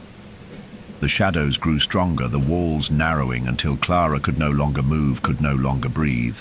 The song had her now, and there was nothing she could do to stop it. You are mine, Clara. Forever. And then, the music began again. The final refrain. The end. Clara awoke in darkness. The overwhelming weight of silence pressed against her, thick and suffocating. Her body ached, her head pounding as though her skull had been cracked open by the force of the music. Her hands twitched involuntarily as though they still felt the bow in their grip. But the violin, the cursed instrument, was gone. For a fleeting moment, Clara allowed herself to believe that the nightmare had ended, that somehow she had woken up from the madness that had overtaken her life. But the world around her was different. The cottage she had once called home was gone. The room she found herself in was unfamiliar, an abyssal void that stretched endlessly, yet pulsed with the eerie echoes of the past. The walls seemed to writhe, and the floor beneath her feet felt unstable, as though the very foundation of reality was shaking. Clara couldn't move, she couldn't breathe, and in the distance she could hear it, the faintest hum, the quietest note. It was coming from somewhere deep within the void. The music. Clara's breath caught in her throat as she tried to sit up, only to find her body frozen, her limbs too heavy to lift. She fought against it, panic creeping up her spine as the hum turned into a tune, faint at first but unmistakable.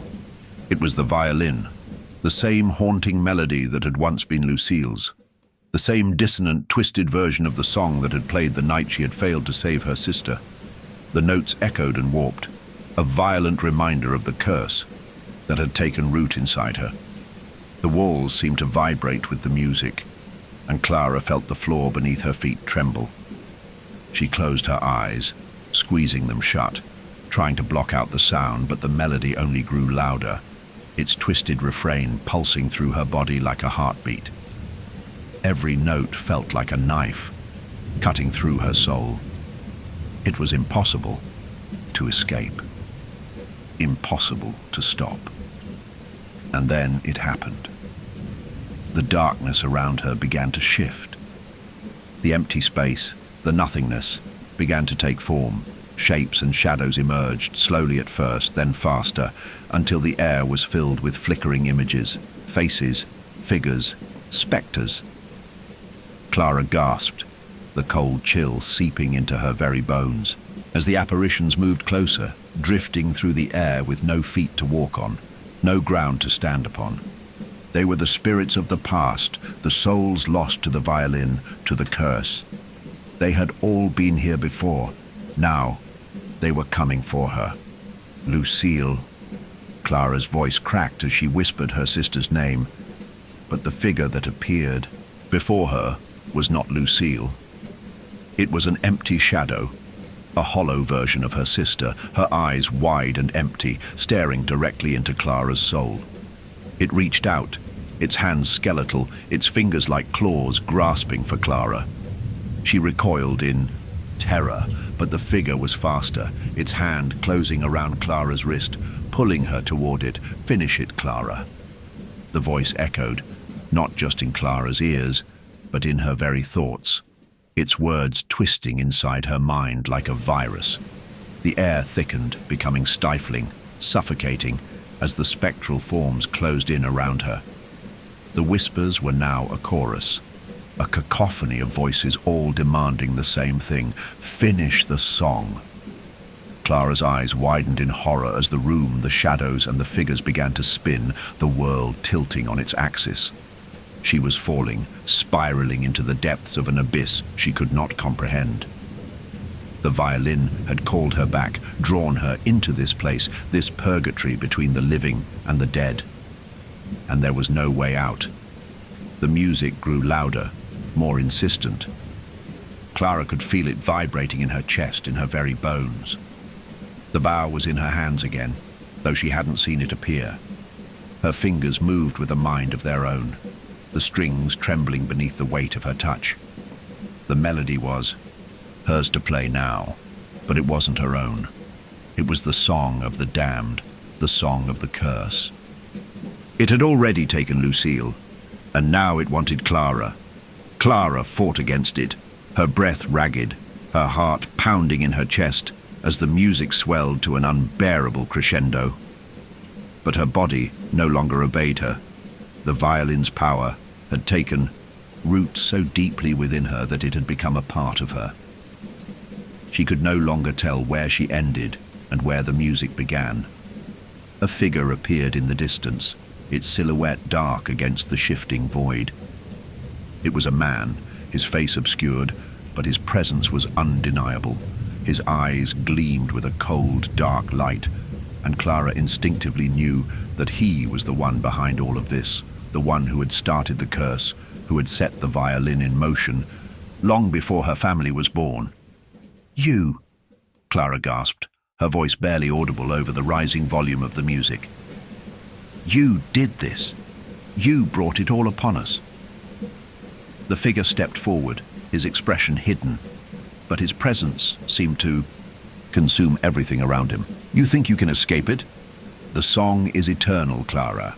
The violin is not just an instrument. It is the doorway, the portal to something much darker. It binds us all. Lucille was the first to play, and now you are the one to finish it." Clara tried to move away, but the ground beneath her shifted, pulling her closer to him, to the source of the curse. "I never wanted this," she whispered, her voice breaking. "I didn't ask for this. I didn't ask for Lucille to die." The figure smiled, though his face remained obscured. "You were always meant to play, Clara. It was never a choice. The violin chooses, it calls, and you answer."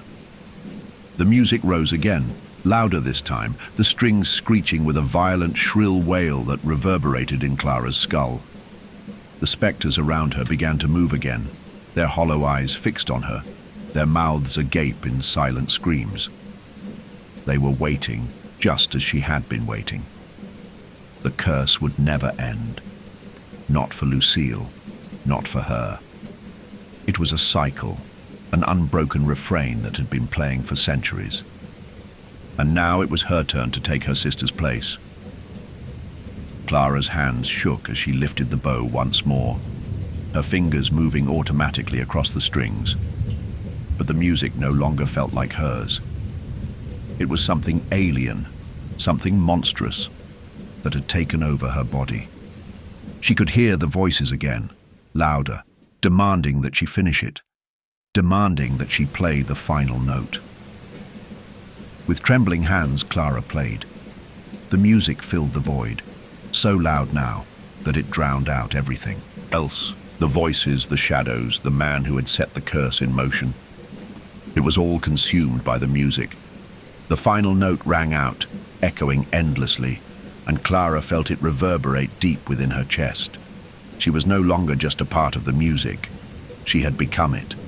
The world around her began to dissolve, the walls of the void collapsing in on themselves. The shadows faded. The figures, the voices, all of it faded into the emptiness. Clara could feel herself slipping away, her consciousness splintering into pieces as the last echoes of the violin's song filled her mind. And then there was nothing. Clara's eyes fluttered open, but the world that greeted her was not the one she had left behind. For a long moment, everything was still, too still. There were no sounds of creaking wood, no whispering shadows, no oppressive hum of the violin's call. Only an eerie silence that gripped her chest like a vice, making each breath feel like it required a tremendous effort. She lay still, her body aching, as though she had been torn apart and put back together again. But in a way that didn't quite make sense. Something inside her had changed. Something that was far beyond the physical toll the violin had taken. For a brief, fleeting moment, Clara allowed herself to believe she was free, that the music had ceased, that she had finally broken the cycle.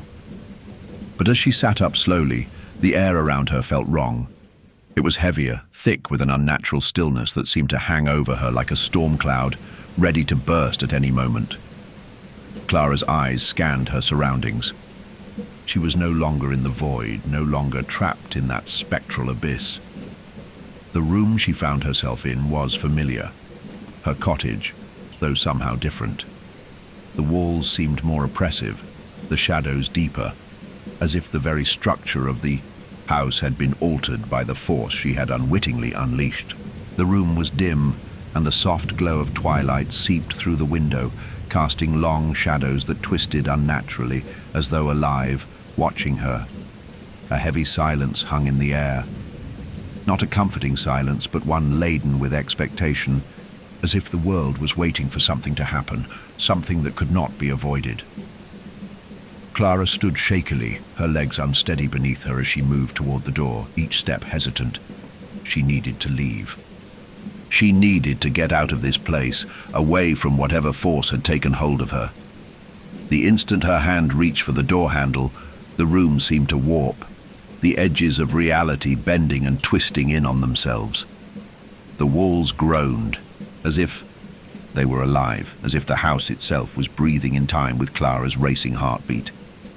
The door handle was cold, colder than she expected, and as she turned it, the door creaked open on its own, as if it had been waiting for her. But the world outside was not the one she knew. The mist had returned, only this time it was thicker, more oppressive. It rolled across the town in a dense shroud, as if it were choking the very life out of the land. The trees were twisted, their branches like dark, gnarled hands reaching out from the earth. The entire town seemed to be suffocated by the mist, by the darkness that was closing in on her. Clara stepped outside, her breath catching in her throat. The weight of the silence was unbearable. It was everywhere, oppressive, unyielding. There were no birds in the sky, no distant sounds of life. The town was completely still, as if it had been frozen in time, holding its breath for something that was about to happen. She could feel it in the air. The curse hadn't been lifted. It had only shifted, adapted, and now it was inside her, feeding off her every thought, every breath. The violin, the music. It was part of her, and there was no escaping it. Clara turned back to the cottage, her hands shaking as she reached for the door again. But as her fingers brushed against the cold wood, she froze. The door hadn't closed. Behind her, it stood wide open as though inviting her back inside. But the cottage now looked different, darker, more foreboding, as though it had become a living entity, an extension of the force that had claimed her. "You cannot escape," a voice whispered, and Clara spun around, her heart hammering in her chest. The voice was faint, distant, but unmistakable. It was Lucille's voice, though it was warped, distorted, as if it had been altered by something far darker. She looked around frantically, but there was no one there. No figure, no shadow. Just the endless mist rolling across the town like an ocean swallowing everything in its path. Clara's breathing grew rapid as the realization hit her. Lucille was gone. She had been gone for years. But the curse, the music, had never left. It had followed her, haunted her, and now it had taken root inside her in a way that she couldn't escape. No matter how far she ran, no matter how much she tried to push it away, it was always there, waiting, watching. The whispers continued, growing louder now, filling her head, surrounding her. "You were always meant to finish it. You were always meant to play. The music is inside you, Clara, and it will never leave, not until the final note is struck." Clara's legs gave out beneath her, and she sank to the ground, her hands clutching her head as the voices swirled around her. The sound of the violin was everywhere now, vibrating through her very soul, feeding off her fear, her sorrow, her guilt. The music was no longer an external force. It was inside her, wrapped around her heart, binding her to the curse in ways she could never escape. But then, something shifted. Something deep inside her stirred, a flicker of something that was both familiar and strange. The music, the song. It had always been there, but now it wasn't just the echo of the past. It was her own creation. She had become the song that had claimed Lucille, the song that had claimed her. The violin had been a door, a gateway to something much darker, something much more ancient. And now, Clara realized, the price of silence had been more than just the cost of her sister's life. The price was the very essence of her own soul. She had become the final note, the last beat in an unending symphony, and there was no way to undo it. "You are the song now, Clara," the voice whispered again. But this time it was not Lucille. It was something else, something older, more powerful. It was the entity that had lived through the violin, that had bled through the generations of Fenwicks, feeding on their talent, their grief, their sacrifices. "The song will never stop, not for you, not for any of us." Clara's vision blurred, the mist around her becoming a swirling mass of shadow and light, as if she were trapped in some kind of dream. She could feel the music rising again deep inside her, pushing against her chest, demanding to be released. She had been warned. She had been told the price of silence. The curse had always been there, waiting for the right moment to claim her, to consume her as it had consumed Lucille. And now, the music had taken root inside her soul. There was no turning back. The sound of the violin began again, soft at first, like a whisper, then growing louder until it filled her mind completely. The final refrain, the last note, had begun, and Clara was bound to it, bound to the endless echo of the song that would never end.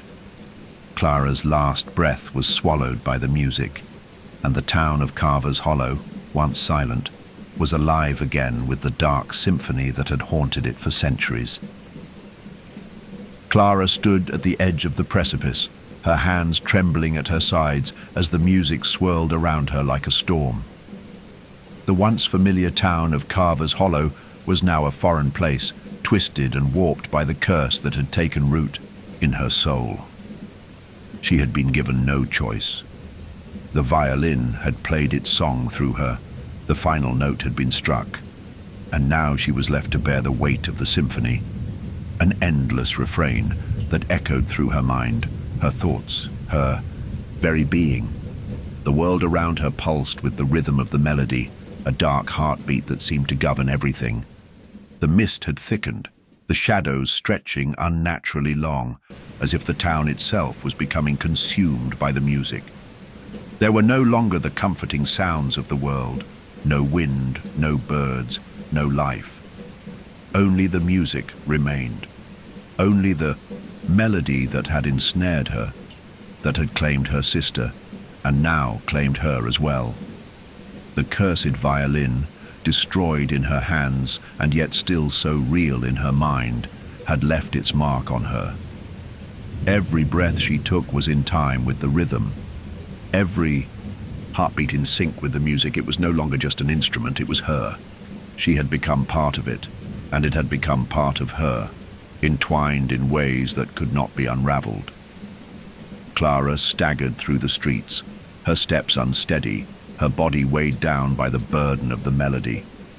She didn't know where she was going. She only knew that she couldn't stay here, not in the town that had borne witness to so many tragedies, to so many lost souls. And yet, as she walked through the fog-cloaked streets, she felt a strange sense of inevitability pulling her forward. She passed the old concert hall, its broken windows like hollow eyes staring out at her. For a moment, Clara stood in front of the building, her gaze drawn to the place where Lucille had once stood, her sister's ghost still lingering in the air like a fragile memory. She could almost hear the faint sound of the violin, the same dissonant, corrupted tune that had been playing inside her since the curse had first taken root. The violin had never truly been an instrument. It had been a doorway, a portal, a vessel for the curse that had claimed her family for generations. It had driven her sister to madness, had consumed her entire being until there was nothing left but a shadow. And now, it had done the same to Clara. The music had twisted her, had broken her, and it would never let her go. Clara's hands went to her ears, pressing against the sides of her head, as though she could block out the sound. But it was too late. The music had already seeped into her, and there was no escaping it. It wasn't a melody she could just forget. It was a part of her now. It was the song of her soul. She stumbled away from the concert hall, her feet moving, without her conscious direction. The mist pressed in tighter, heavier, until it swallowed her whole, and she was lost in its thick embrace. The music, though faint in the distance, seemed to follow her, always there, always watching, always waiting. It didn't matter where she went. The music would find her. As Clara wandered deeper into the fog, she found herself at the edge of the cemetery, the place where Lucille had been buried. The gravestones rose up before her like jagged teeth, each one a reminder of the lives that had been claimed by the curse. But Lucille's grave was different. It was untouched, a marker of the life that had been taken too soon. Clara's breath hitched as she approached the grave, her heart pounding in her chest. The fog swirled around her, thickening as she knelt beside the headstone, the music growing louder in her ears. She could almost feel Lucille's presence, her sister's spirit still tethered to this place, to the curse that had brought them both to this end. "Lucille," Clara whispered, her voice shaking. The grave was silent, the cold stone offering no comfort, no answers. But she could feel it now. Feel the presence of the curse, the invisible hand that had guided them both into this madness. The whispers began again, faint at first, like the flutter of wings in the distance. But soon they grew louder, clearer, as if Lucille's voice was coming from deep within the earth, from beneath the grave that had marked her sister's final resting place. "Clara, you've done it. You've finished the song." The voice was faint but undeniable. It was Lucille's voice, but there was something wrong with it.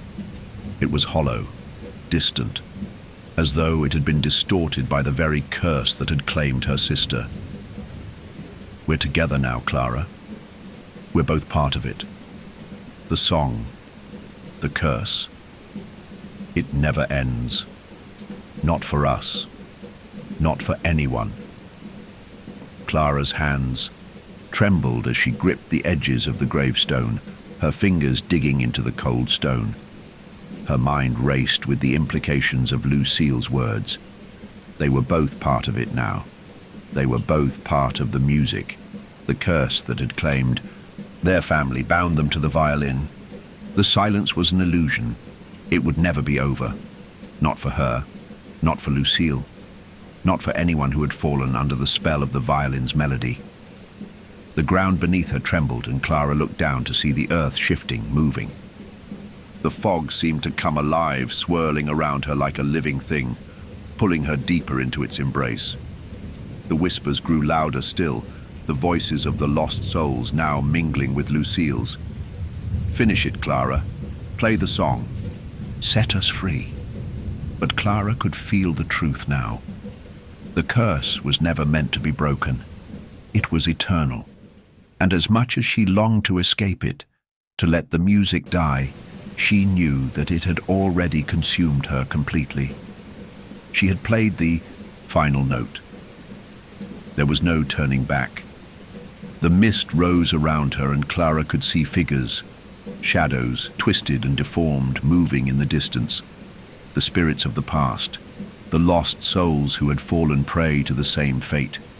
They were all here, trapped in the music, trapped in the curse, waiting for someone to finish what had been started. Clara. Lucille's voice echoed one last time, but it was no longer just a whisper. It was a call, a demand. You are the last. You are the final note. You will play forever. The fog closed in on Clara, the music swelling in her chest, in her very soul. She was no longer a person. She was a song. She was the melody. She was the final, unbroken refrain. And as the spirits of the past circled around her, as the cursed song filled the air, Clara knew that she would never escape. The music had claimed her. It had claimed them all. The symphony would play on. The fog in Carver's Hollow had thickened, closing the town off from the world like a suffocating blanket. Clara's body felt heavy with exhaustion, but there was no rest to be had. She could no longer sleep, not since the final note had been struck, not since the song had become her. The cursed melody had taken root deep inside her, lodged in the very marrow of her bones. No matter where she went, it followed her, calling, urging her to play. The music had become part of her soul. But the question was no longer about whether she could escape it. That was a lie, a delusion. The music had already won. She stood by the window of the cottage, her eyes vacant, staring into the swirling mist. There was no sound outside, no movement. The town had gone deathly still, as if it were waiting for something, or someone. The air felt thick with anticipation, the kind of tension that crawls under your skin and makes you feel like you're about to be pulled into something that you cannot comprehend. Clara's hands shook as she reached for the violin case resting on the table. Her heart ached with the weight of it, the very thought of touching it sending a cold wave of terror through her. The violin had never really left her, had it? It had always been here in her mind, in her soul. And no matter how hard she tried to block out the sound, it always found a way back. As her fingers brushed the case, a memory surfaced, a fleeting vision of Lucille sitting beside her in their old home, the two of them laughing and playing together. But the laughter quickly dissolved into the haunting tune of the violin, a tune that had grown darker with each passing day. The memory blurred as the music in her mind grew louder, and Clara's breath quickened. She couldn't keep running. The song was inside her, just as it had been inside Lucille. With trembling hands, she opened the case. The violin lay there, still broken, its strings cracked, its body scarred. But it was not the violin she feared now.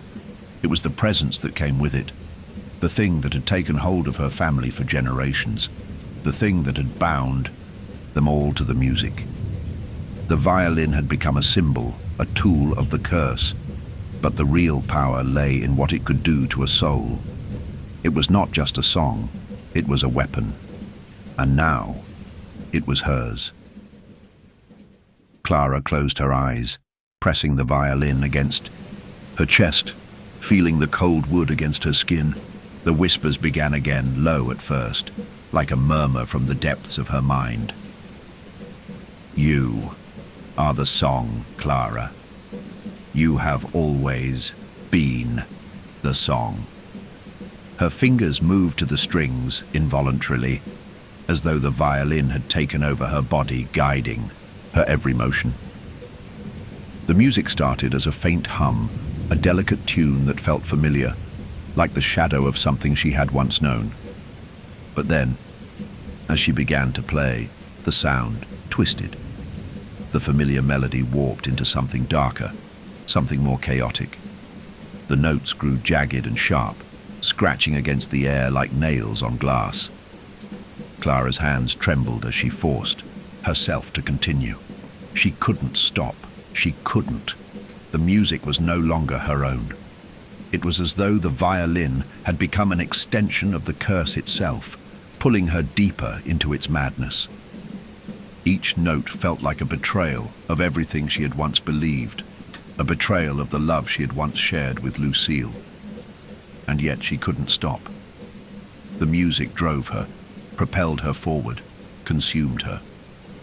The whispers were louder now, swirling around her like an inescapable fog, filling her mind with memories that weren't hers, with images of people she had never known, of faces twisted in torment. She could hear Lucille's voice again, not as a sister, but as something else, something dark and twisted, something that had been shaped by the very music that now tore through Clara's soul. You played the final note, Clara. You finished the song. But you didn't understand. You never understood the price. Clara's body shook violently as the realization struck her. The music, the song, had never been about completing a melody. It was about sacrifice. It was about the soul. The curse had never been about the violin itself. The violin was just the instrument, the tool. The true price had been the very essence of her being, her very life. Lucille had been the first to pay it, and now Clara was the second. There was no escaping it. The room around her began to shift, the walls bending and warping as the music swirled into a violent crescendo. The shadows in the corners of the room began to stretch, their forms taking on the shape of human figures, their eyes hollow, empty. They were the souls of the past, the ones who had been consumed by the curse before her. They surrounded her, their hands outstretched, their mouths open in silent screams. They were all waiting for her to finish what had been started. The whispers became deafening and Clara's body was no longer her own. The violin had taken complete control, and her hands moved across the strings as if they were guided by an invisible force. Each note felt like an irreversible decision, a final step down a path from which there was no return. And then, something inside her broke. The bow snapped against the strings one final time, and the sound that erupted from the violin was unlike anything Clara had ever heard before. It was no longer music. It was a scream, a wail that echoed across time, reaching into the deepest parts of her mind. The sound tore through her, shaking her from the inside out. And with that final violent refrain, everything went silent. The world around her collapsed. The shadows vanished, the figures receded, and the oppressive fog lifted from the town. For a moment, Clara thought it was over, that the music had finally stopped, that the curse had been lifted. But then she felt it, a coldness deep within her chest, a heaviness that weighed her down. as though she were carrying something far too heavy for one person to bear. She looked down at the violin in her hands, but it wasn't just a violin anymore. It was her. The music had become part of her soul, and there was no escaping it. The final note had been struck, but it hadn't ended the song. It had only made her the song. And then she understood. The curse wasn't just about death. It was about surrender, surrendering to the music, to the endless melody that had consumed Lucille and would now consume her. It wasn't just a song. It was eternity. Clara dropped the violin, but it didn't fall. It hovered in the air, suspended by a force greater than anything she could understand. And as she stood there, feeling the weight of her own betrayal, she realized that she had been the final note all along. She was the one who had betrayed herself. The world around her fractured, the town falling into the same eternal silence that had haunted her since the day she had first heard the music. The song would never end. The curse would never stop. Clara was trapped forever. Still here? Brave. Or maybe you just like the feeling of being watched. Like, subscribe, and drop your time and location in the comments, so we know who's still out there. Now breathe slow. The worst is coming. The final note reverberated in Clara's mind, but the silence that followed was not the release she had longed for. It was an ominous, suffocating stillness that felt as though the very fabric of reality was unraveling. The violin hovered inches from her hands, its shape distorted by the weight of the curse that had bound them together. And yet, it was no longer just an instrument. It was her, the music, the song. It had merged with her very soul, and now she was trapped in a never-ending refrain. Clara's breath came in ragged gasps as she staggered back, her hands pressed against her chest. The weight in her chest grew heavier with each breath, as though the music itself was suffocating her. The room around her blurred, the walls warping and bending, as though reality itself was collapsing under the strain of the forces at work within her. The shadows in the corners of the room moved like liquid, stretching out to claim her, their forms becoming more distinct, more solid, with every passing second. You finished the song. The voice echoed in her mind, a whisper that wasn't hers but one that felt far too familiar. But you did not understand. You never understood. Lucille's voice, distorted and twisted by the curse, reverberated through Clara's thoughts. But it was not just Lucille's voice anymore.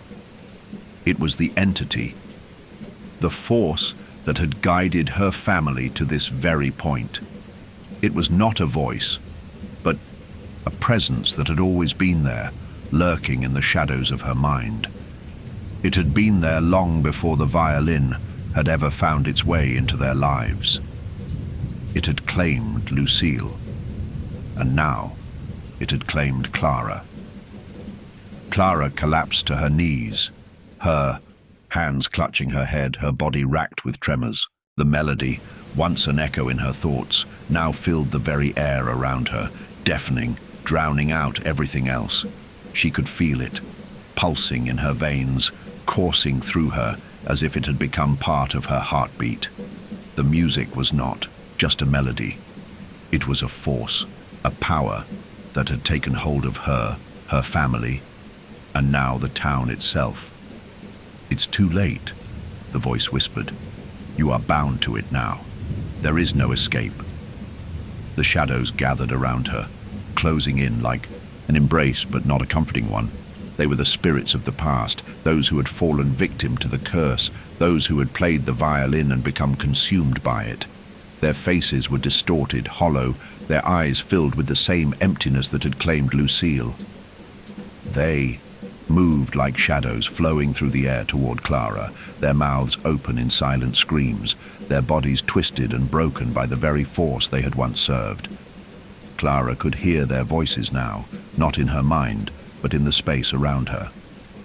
The whispers of the lost, the damned, all calling to her, urging her to play. She could see them in the shadows, their forms indistinct but undeniable. They were here, waiting for her to finish what had been started, to surrender to the music. Completely, you will play forever, Lucille's voice echoed, her words rising above the others, filling Clara's mind. We all play. We all serve the song. It is eternal. Clara's body trembled, but she could not stop. The violin, the song, it was inside her. She was the song. There was no longer any separation between her and the melody. The music had become a part of her.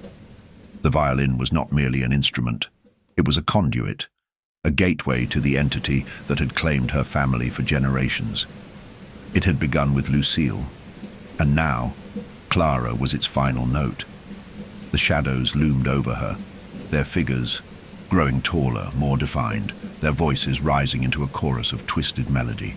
The music swelled with them, a deafening tide that filled Clara's ears, her chest, her very soul. It was too much, too overwhelming. She couldn't breathe, couldn't move. She felt as though she were drowning in the song, the melody wrapping around her like a shroud. You cannot fight it, the voice whispered, its tone colder now. You are the last, the final one, the last note in the symphony. You will play until the end of time. Clara's head snapped up, her eyes wide with terror as the realization hit her with the force of a physical blow. She was the song. She was the music. She had always been the final note, the one who would carry the melody to its inevitable conclusion. There was no escape. There had never been an escape. The curse had claimed her long before she ever picked up the violin. It had always been her fate. You are mine now, Clara, the voice murmured, its tone dripping with finality. You will play for all eternity. The song will never end. The air around Clara grew colder, and the shadows closed in on her, engulfing her in darkness. The spirits of the lost reached out, their hands like chains, pulling her deeper into the song. The violin, still hovering in the air before her, trembled, the broken strings beginning to hum again, resonating with the melody inside Clara's chest. The final note had not been struck. The music had never truly stopped. Clara's body moved of its own accord, her fingers grasping the violin once more, though her mind screamed in protest. The bow rested against the strings, and as she drew it across them, the music returned, louder, sharper, more insistent than ever before. It was no longer a song. It was a wail, a scream, a cry for salvation that could never come. The darkness around her pulsed with the rhythm of the music, and Clara could feel herself slipping away. Her body was still there, but her mind had become part of the song, part of the curse that had consumed her. She was lost in it, bound to it, a prisoner of the eternal melody. The walls of Carver's Hollow began to tremble, the fog thickening, the shadows growing. The town was no longer a place. It was a prison, a hollow shell, forever trapped in the curse of the violin, the curse of the song that would never end. And Clara had become the last note, the final refrain, destined to play forever, trapped in the endless loop of the melody that had claimed her family, her soul, and the very fabric of time itself. The music raged through Clara's mind, louder now, more insistent, as if the very air around her had become one with the violin's mournful song. Her hands, no longer her own, moved across the strings, as if they were guided by a force far stronger than her will. The bow moved with violent precision, each stroke sending a tremor through her body as though the violin itself were alive and hungry. The shadows in the room shifted with every note, their forms elongating, twisting, until they became solid, defined figures that once might have been people, but now They were nothing more than hollowed-out shells, empty of life, yet full of sound. They circled Clara, their movements synchronized with the melody, a silent waltz of the dead that stretched across time. Her body ached with the strain of it, the cursed music coursing through her veins like poison. She had tried to fight it before, but now, as the song reached its crescendo, it felt as though every breath she took was being dragged out of her, her soul writhing under the weight of the notes. The violin's hum filled her ears, its resonance vibrating through her skull. It was too much. She was too much. The song had taken everything. Clara's mind was no longer her own. The voices had merged. Lucille's voice, the entity's voice, and the voices of all the lost souls who had once been consumed by the violin, by the song. They were all speaking through her now, all demanding that she continue, that she finish what had been started. It was too late to turn back. It had always been too late. The town of Carver's Hollow had changed, transformed around her.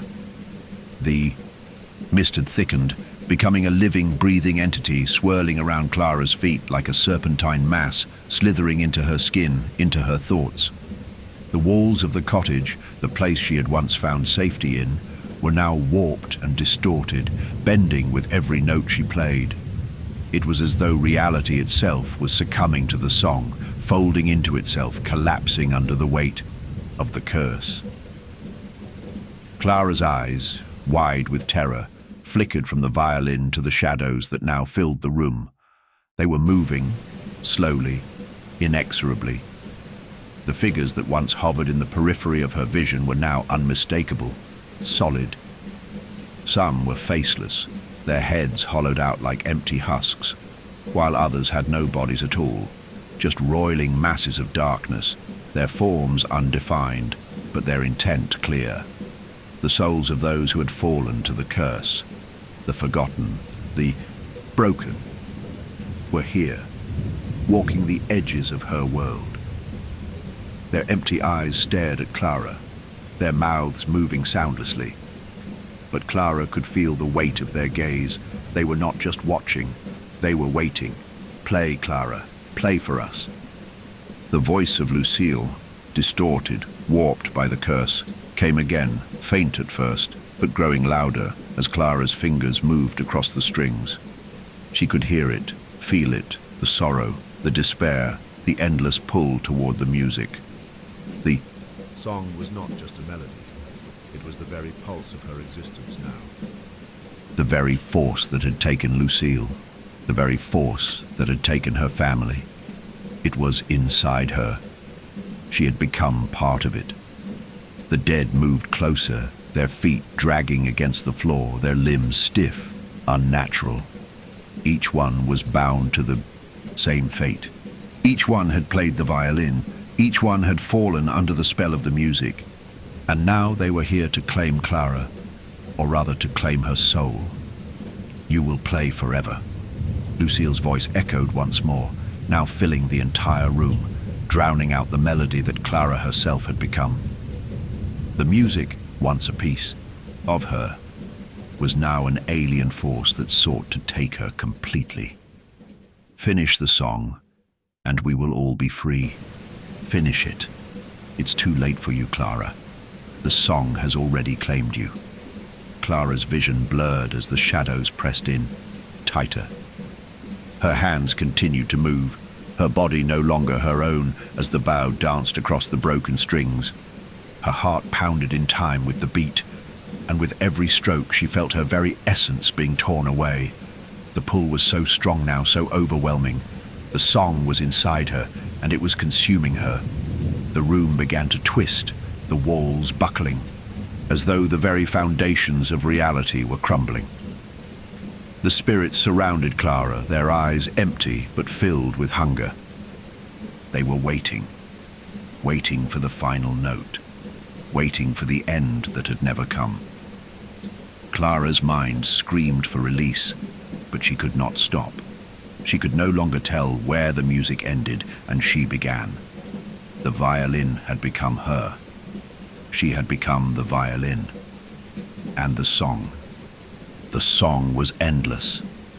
With one final violent stroke, Clara's world shattered.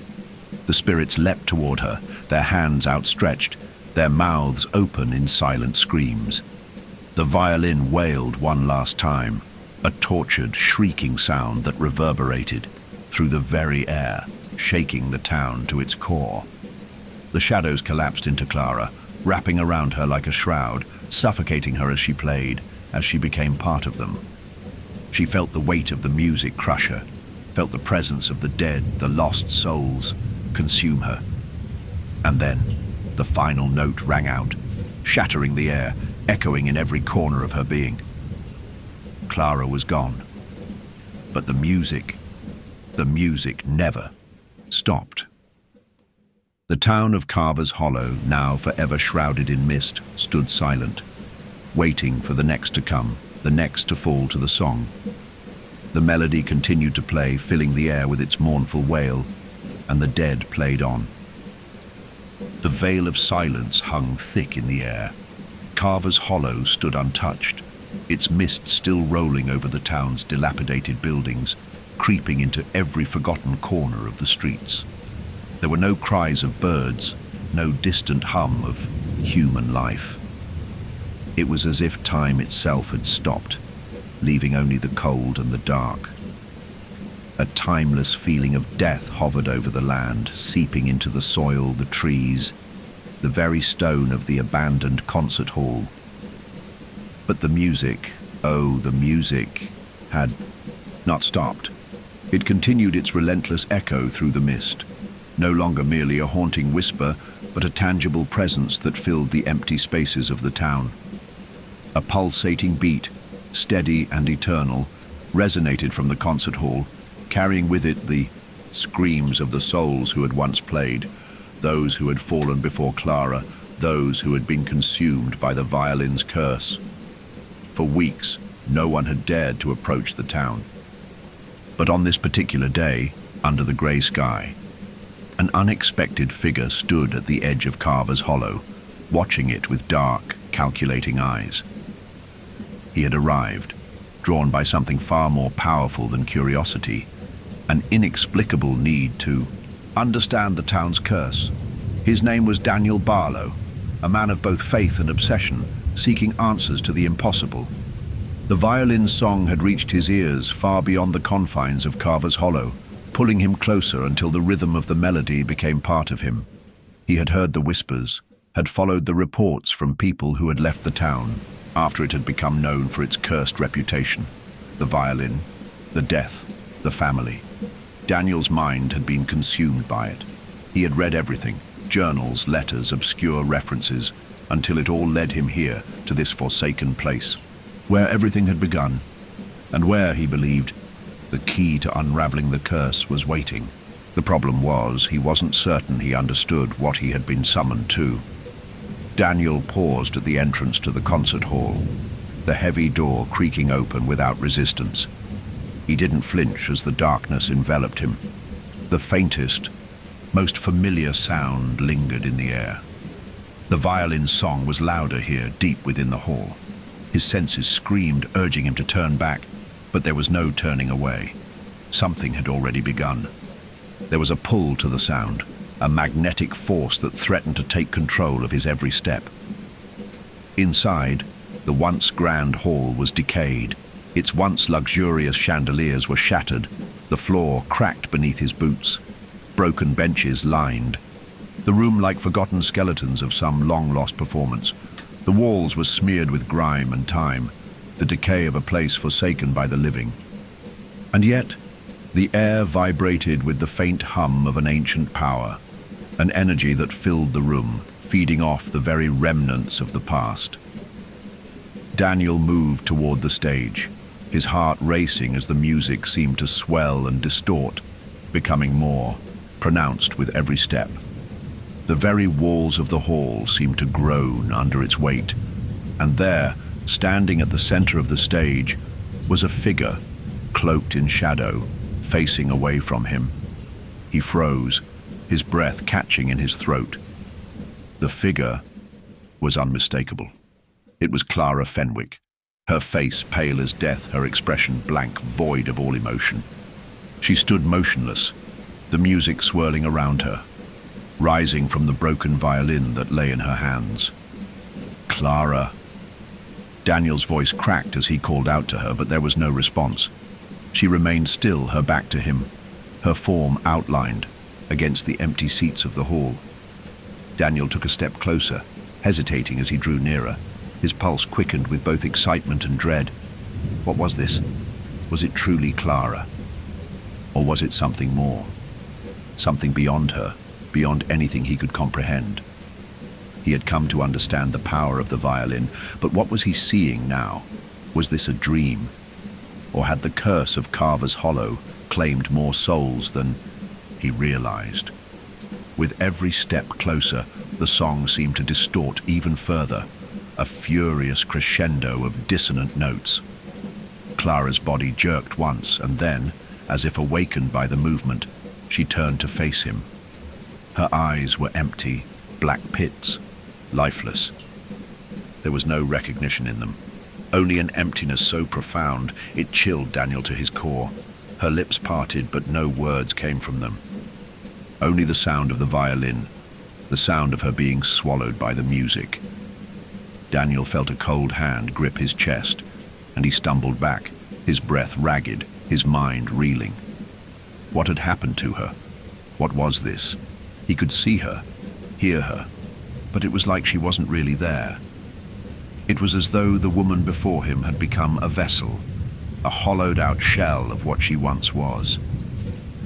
The air in the hall thickened as Clara lifted the violin once more, her fingers automatically finding the strings, her eyes fixed on nothing. And then, as though the act of playing was more automatic than conscious, the music began to rise again, more frenzied, more chaotic than before. It seemed to come from everywhere, inside Clara, inside the walls, inside his own head. Daniel could hear her voice faintly, whispering his name. Daniel. Daniel Barlow. He swallowed hard, his body trembling as Clara's lips moved once more, but this time the words were more distinct, spoken in an almost detached tone. You were chosen. Just like us, there is no escape from the song. Clara's hands, still moving with the practiced precision of someone who had long lost control, guided the bow across the strings, playing with an intensity that felt like 1,000 souls screaming in unison. It was a violent, unrelenting sound, a sound that clawed at the edges of his sanity. The music wasn't just playing, it was feeding, growing stronger, more insistent. It sought to pull Daniel in, to claim him as it had claimed Clara, to make him part of the symphony that could never end. A voice broke through the noise, another whisper, but this one distinct, strong and familiar. You're here because you want answers, aren't you? Daniel's gaze snapped to the side, and there, standing in the shadowy corner of the hall, was another figure. A man, tall and gaunt, his face a contorted mask of madness. His eyes were sunken, the skin around them drawn tight, as if the very act of existing was a punishment. The violin, the same one Daniel had read about, the same cursed instrument that had drawn him here, rested in the man's hands. I know why you came, the figure said, and I know what you seek. But you will never escape, Daniel. The song never ends. The figure's lips curled into a twisted smile as he stepped forward, revealing his true form, the hollowed-out conductor of this grotesque symphony, the man whose music had started it all. Daniel felt his knees weaken as he realized the truth of it. This was not just the curse of the Fenwick family. This was the curse of the song, a timeless force that had consumed every soul to touch it. Lucille had been the first, Clara the second, and Daniel now was the third. Join us, the man intoned, lifting the violin as though it were a sacrament. Become part of the music. Become part of eternity. Daniel's heart raced, his breath caught in his throat, and yet his hands reached for the violin. He had come here for answers, but now the truth was clear. There was no escape. The song had already begun. The music would claim him too, just as it had claimed all the others. The only question that remained was whether he would be consumed or whether he would play. As Clara's hands continued to move across the strings, Daniel stepped closer, his fingers touching the bow. The final note was waiting, and as the world around him fell away, he knew with a sickening certainty he was not just a witness. He was the final player in this cursed symphony. The hall, now fully consumed by the music, felt like the last bastion of reality, crumbling under the weight of the song's relentless pull. Every inch of the space around Daniel seemed to bend, shift, and distort with each note Clara played. The shadows that once lurked in the corners of the hall now stretched like living tendrils, curling around Daniel's body, tugging at his limbs with a force that threatened to drag him into the very heart of the music. His hands, his body, no longer seemed to belong to him. They were simply vessels for the cursed melody, instruments of a symphony that had been set in motion long before he ever stepped foot in Carver's Hollow. The man, the figure in the corner who had now revealed himself as the conductor of this twisted orchestra, smiled at Daniel. His lips twisted with an unsettling satisfaction, curled further as he saw the hesitation in Daniel's eyes. The hollowed-out conductor's face had the haunting look of someone who had been consumed by the song, someone who had surrendered entirely to the curse. He was a reflection of what Daniel feared he might become. "You came here seeking answers," the man's voice reverberated, "but you already know what you will find. The song doesn't give answers, it demands a price." Daniel's fingers trembled, hovering above the violin. The sound that Clara had conjured before him was unbearable, a violent clash of broken strings and wailing notes that seemed to twist in the air like an impossible shape. It felt like a weight pressing down on him, making it hard to breathe, to think. The violin was calling to him, its strings vibrating with a force that felt like an extension of his own heartbeat. The melody itself was part of him now, weaving into his flesh and bone. He could feel it, deep in his chest. The song was already inside him. Clara's hands moved across the violin strings with mechanical precision, each stroke feeding the spiraling sound that echoed from the depths of her very soul. There was no soul left in her eyes. She was no longer Clara. She had become the vessel of the music, the instrument through which the curse played its terrible tune. Her body was a puppet to the melody, a mere extension of the force that had consumed her. Daniel took a step closer to the stage, his heart racing in his chest as the figure of the conductor loomed closer in the shadows. The violin's bow, once a distant tool, now seemed to pulse with an unholy life of its own. He had to play. He had to finish it, finish what he had started. He looked at Clara, her former shadow of the person he once knew, and felt a pang of guilt wash over him. He had come here to save her, to understand the curse that had claimed Lucille, and yet here he stood, ready to play, ready to join the endless wail of the violin.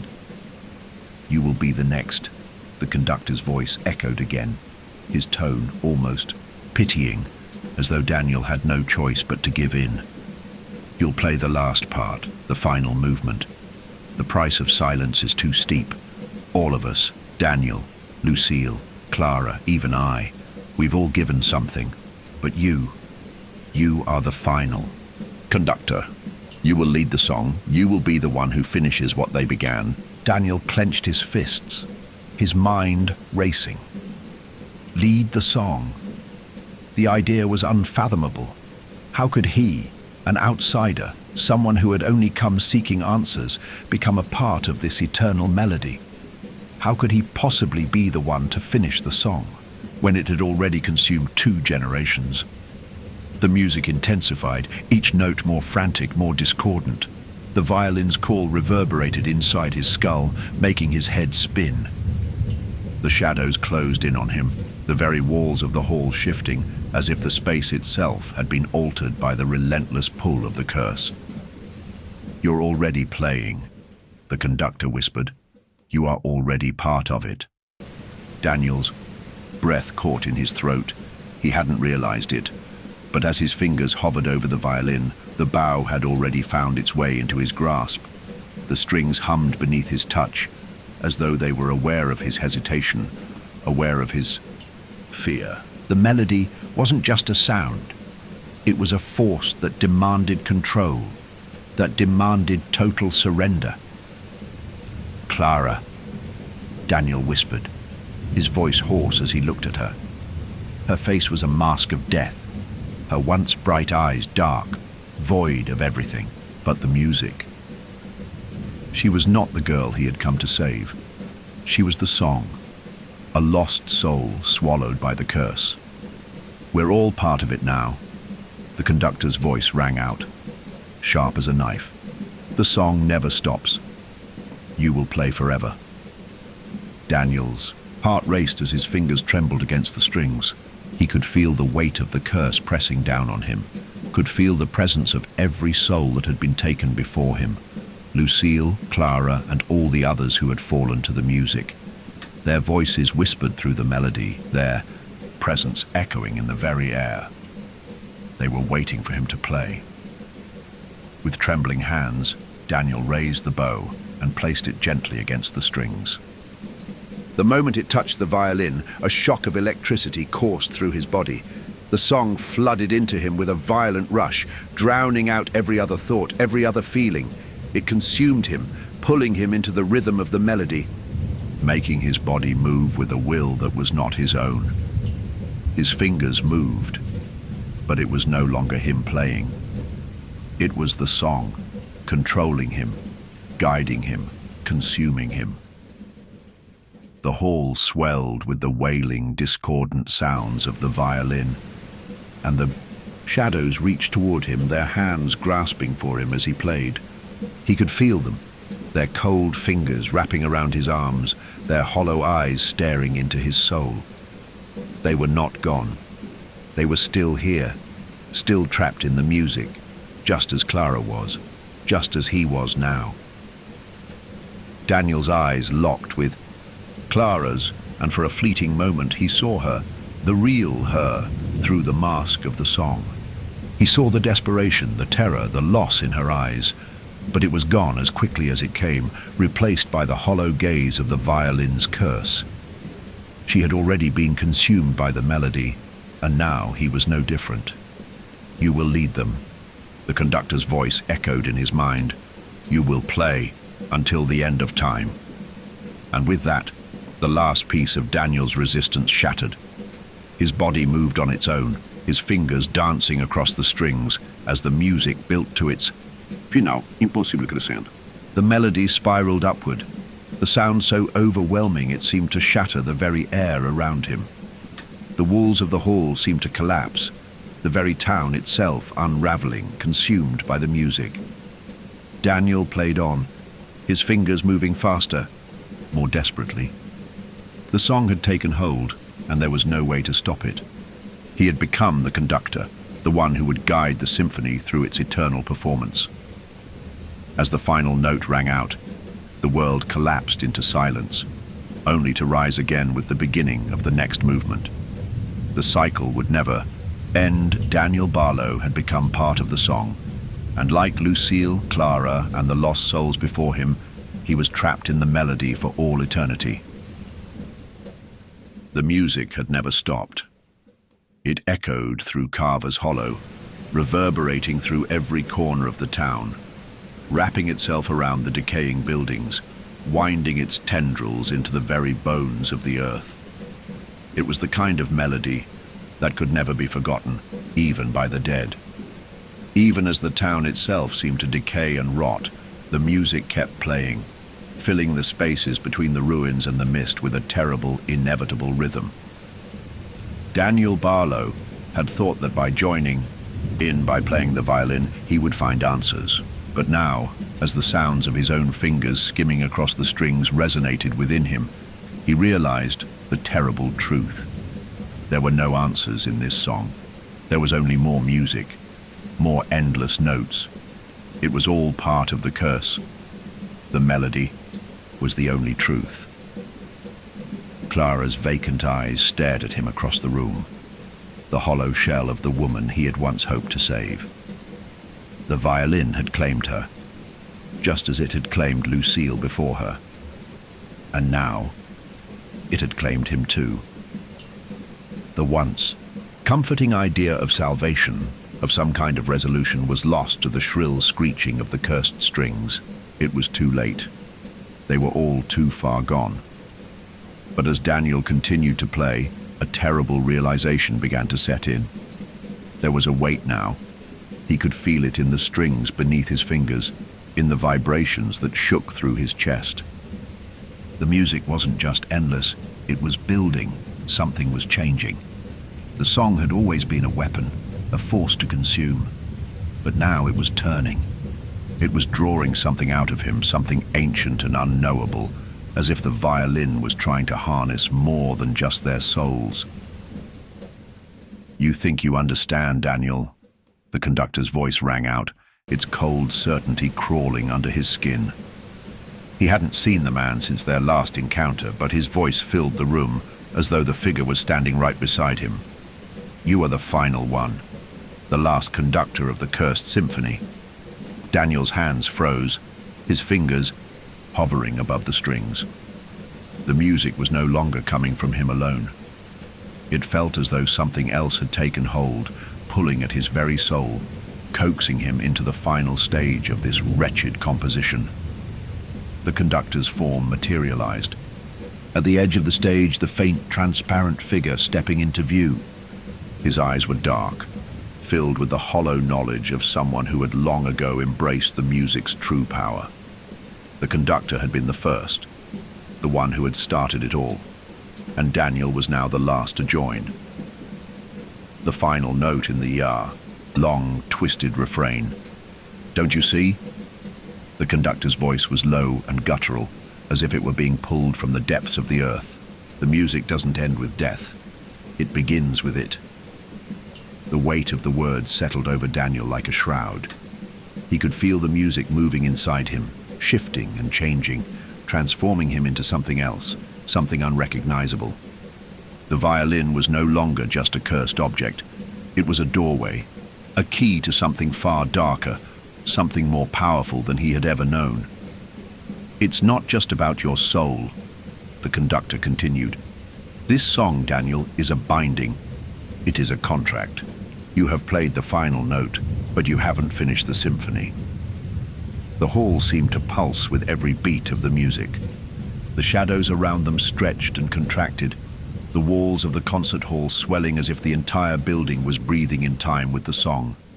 Clara's still body, frozen in place on the stage, began to twitch. Her hands moved slowly, almost imperceptibly at first, and then with increasing speed, as though the song was no longer simply something she had played. It was now inside her, moving her. And now, Daniel could feel it too.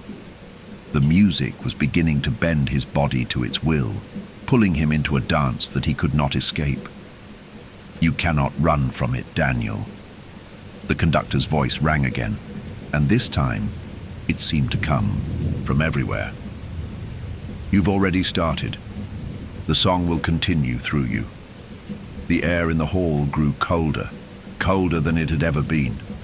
The temperature dropped so quickly that Daniel's breath became visible, the frost curling in, the air as if the music itself had summoned winter, had summoned the very death that followed it. The violin's bow scraped harshly against the strings as the song reached a new, unsettling height.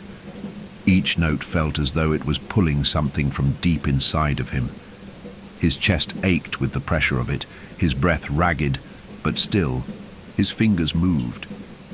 Still, his body obeyed. "The final note, Daniel. You've already played it. Now finish it." Daniel's head spun.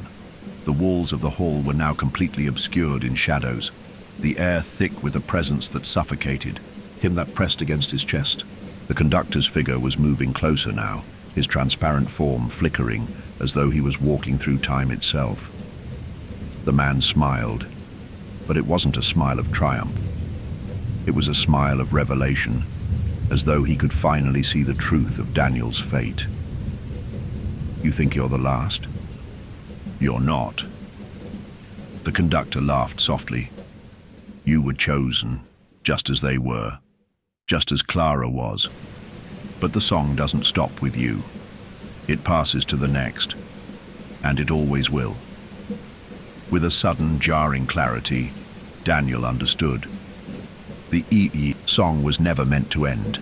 The music would continue, passed down from one person to the next, from one soul to the next.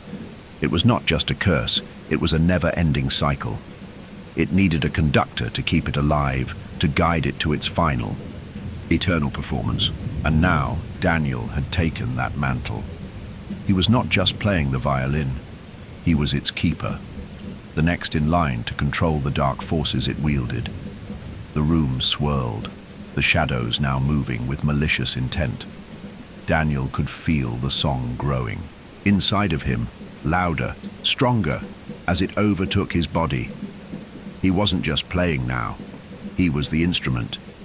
The final notes rang out again, a loud, discordant crash that shattered the air. The music was no longer an echo, it was a force, a living thing that pulsed in time with the beat of his heart. Clara stood beside him now, her hands moving with unnatural speed, her face a mask of indifference. She had become part of the song, just as he would. And as the last unrelenting notes filled the hall, Daniel Barlow realized there was no escaping it. Not for him, not for anyone. He had become the song, and now the song would play forever. The cycle was complete, and it was endless. The shadows in Carver's Hollow were no longer just shapes in the mist. They were living things, crawling, slithering beneath the skin of the town. The town that once thrived, though in decay, now felt as though it was held together by the tenuous thread of the music. The violin's song had infected everything, the fog, the broken structures, even the very air. It hummed, vibrating with the souls that had been claimed, the tortured spirits now woven into the melody, guiding the music, feeding it. Daniel had become the conductor, but he had never been ready for this. He had thought that when he joined the song, when he finally took the bow and played, he would understand.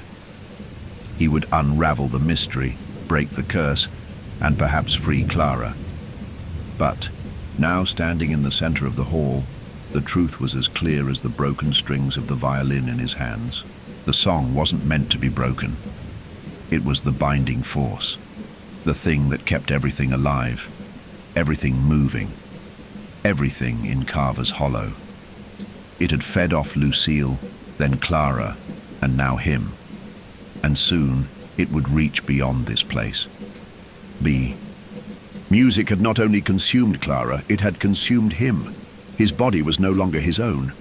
Every time his fingers brushed the strings, his chest tightened, his heart pounding in time with the beat. He had no control. The song was inside him now. It was in his blood, in his mind. The curse had spread so deeply within him that it was impossible to know where his will ended and the music began. Around him, the hall had shifted again. The walls pulsed, breathing in time with the rhythm. The shapes in the mist had grown sharper, more defined. Figures moved among them, figures that had once been lost, but were now returning to claim what was theirs. The souls who had been swallowed by the music stood watching, motionless, waiting.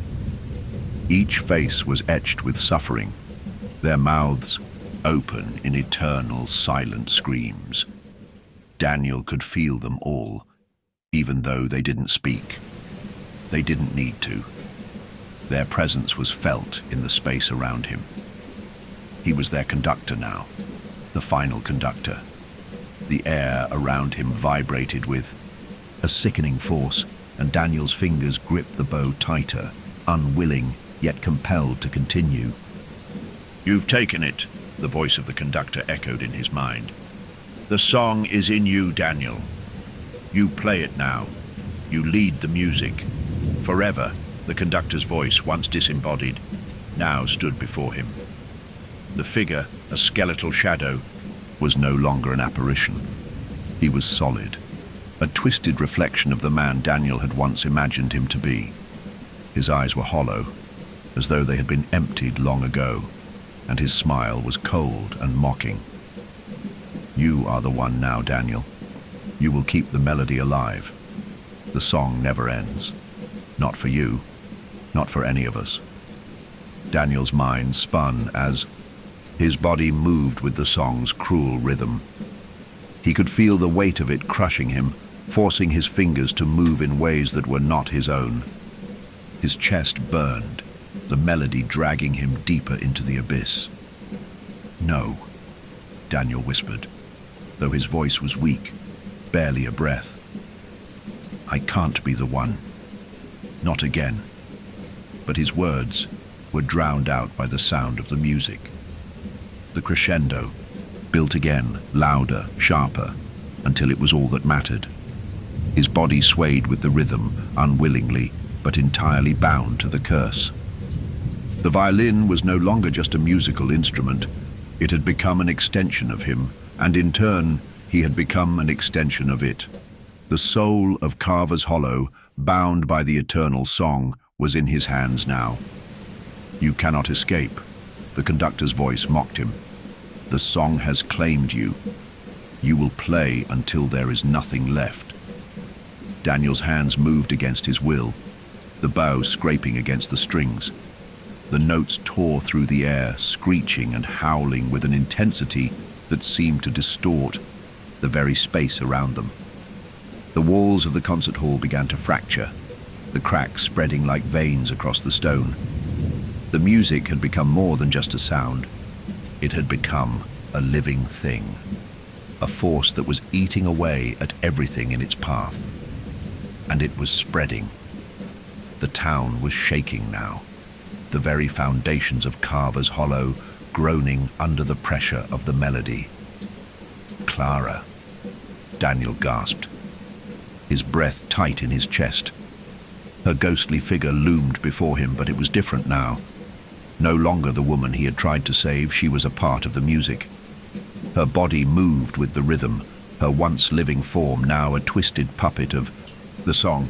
Her hands moved with his as if they were one, and her hollow eyes stared at him with an unblinking emptiness. "You've failed," Clara's voice whispered, though it was not really her. It was the song speaking through her. "You're just like the rest of us now. The melody will claim you. It will claim everything." The walls of the hall trembled with the sound of their voices, Clara's and Daniel's voices intertwined in the dark rhythm. The town was alive with the music. The curse was no longer something confined to the hall. It was spreading through every corner of Carver's Hollow, crawling into the roots of the trees, into the soil, into the hearts of the living and the dead. "You are part of it now," Clara whispered, her voice carrying a note of finality. "The song never stops." Daniel's grip tightened on the bow, and for a moment he tried to pull away, to stop. He tried to control his own body, his own soul. But it was too late. His will had already been broken. The song was alive in him now. He had become the conductor, the one who would play, forever bound to the melody that never ceased. The sound of the violin was deafening now, the strings screaming with every stroke. The walls of the concert hall were collapsing. The town was collapsing. And yet the music never stopped. It would never stop. As Daniel's fingers continued to play, the last piece of his humanity slipped away, absorbed into the wailing, relentless melody. He was no longer a man. He was the song. The final note would never come. There was no end to this cycle. No escape. Carver's Hollow was not a town. It was a prison. It was a tomb for the lost souls, those who had been consumed by the violin's song. And now Daniel was the last to join them. He was the conductor, and the song would play on forever. The music had become unbearable. It was no longer just a song. It was a force, a living thing that moved through the town like a flood, consuming everything it touched. Carver's Hollow, once a place of silence, now hummed with the sound of the violin, the tortured wail of an endless melody that stretched across time, feeding off the souls trapped within its curse. It echoed in the bones of the earth itself, vibrating through the air, through the buildings, through every living and dead thing in the town. The song, the melody, had become an entity, its own being, its own reality. Daniel stood at the center of the hall, still gripping the violin, his fingers dancing across the broken strings, his body an unwilling instrument of the song. He was no longer a man. He had become the conductor, a puppet bound to the rhythm that had claimed him, just as it had claimed Clara and all the others before them. The shadows in the hall were not just shadows anymore. They had taken shape, formed into twisted versions of those who had once walked Carver's Hollow. Some were familiar faces, Lucille, Clara, ghostly, hollow, empty. But they were not the people they had once been. They were the song now, each one a vessel for the melody, their eyes filled with the same darkness that had overtaken Clara's. They moved around him, the figures floating in the air, their bodies swaying in time with the music, their mouths open in silent screams. They were the lost souls, the ones who had given everything to the song, who had been consumed by it. And now they were part of it, just as Daniel was, and just as he would be forever. The hall seemed to pulse with the rhythm, the walls themselves, vibrating as if they were alive, breathing in time with the beat. The air was thick, suffocating, and every movement, every note that Daniel played, felt like it was tearing his soul apart. His fingers ached, his body screamed for release, but there was no escape. The music was inside him now, pulling at him, bending him to its will. The song never ends. Clara's voice echoed in his mind, her image flickering before him. Her once beautiful face, now a mask of emptiness. It will play forever. It will never stop. You are one of us now. We all play. Her words echoed through his thoughts, and he could feel her presence beside him, her hollow form, the very essence of the curse, wrapped around him like a vice. She had once been a person, full of life, full of light. But now she was a part of the song, a prisoner of its eternal rhythm. And Daniel had followed her into this abyss. His breath caught in his throat as the realization dawned. He was no longer a conductor. He was the last piece, the final note. The song needed him, had always needed him. He was the one to finish it. He was the one to complete the cycle, to seal the fate of Carver's Hollow and all who had ever been tied to it. He could hear the echoes of the past in the music, the anguished wails of those who had been here before him, the tortured souls who had played and given everything to the melody. The violin had claimed them all, just as it had claimed him. The curse had been passed down from one generation to the next, each one unknowingly chosen to fulfill the symphony. It's too late, the conductor's voice rasped, though the figure had long since disappeared into the shadows. You've already become the song, Daniel. You've already played the final note. There is no escape. The melody has claimed you. You are the symphony. The music is you. The words pierced through Daniel's consciousness like a blade. They were true. He had played the last movement, the final note. He had been the last piece in the puzzle. The song had always had a purpose that was greater than the individuals who had fallen victim to it. It was a force that transcended time and space. It was not just a melody. It was the heartbeat of the universe, the rhythm of life and death. The shadows continued to swirl around him, the figures of the lost souls rising to meet him.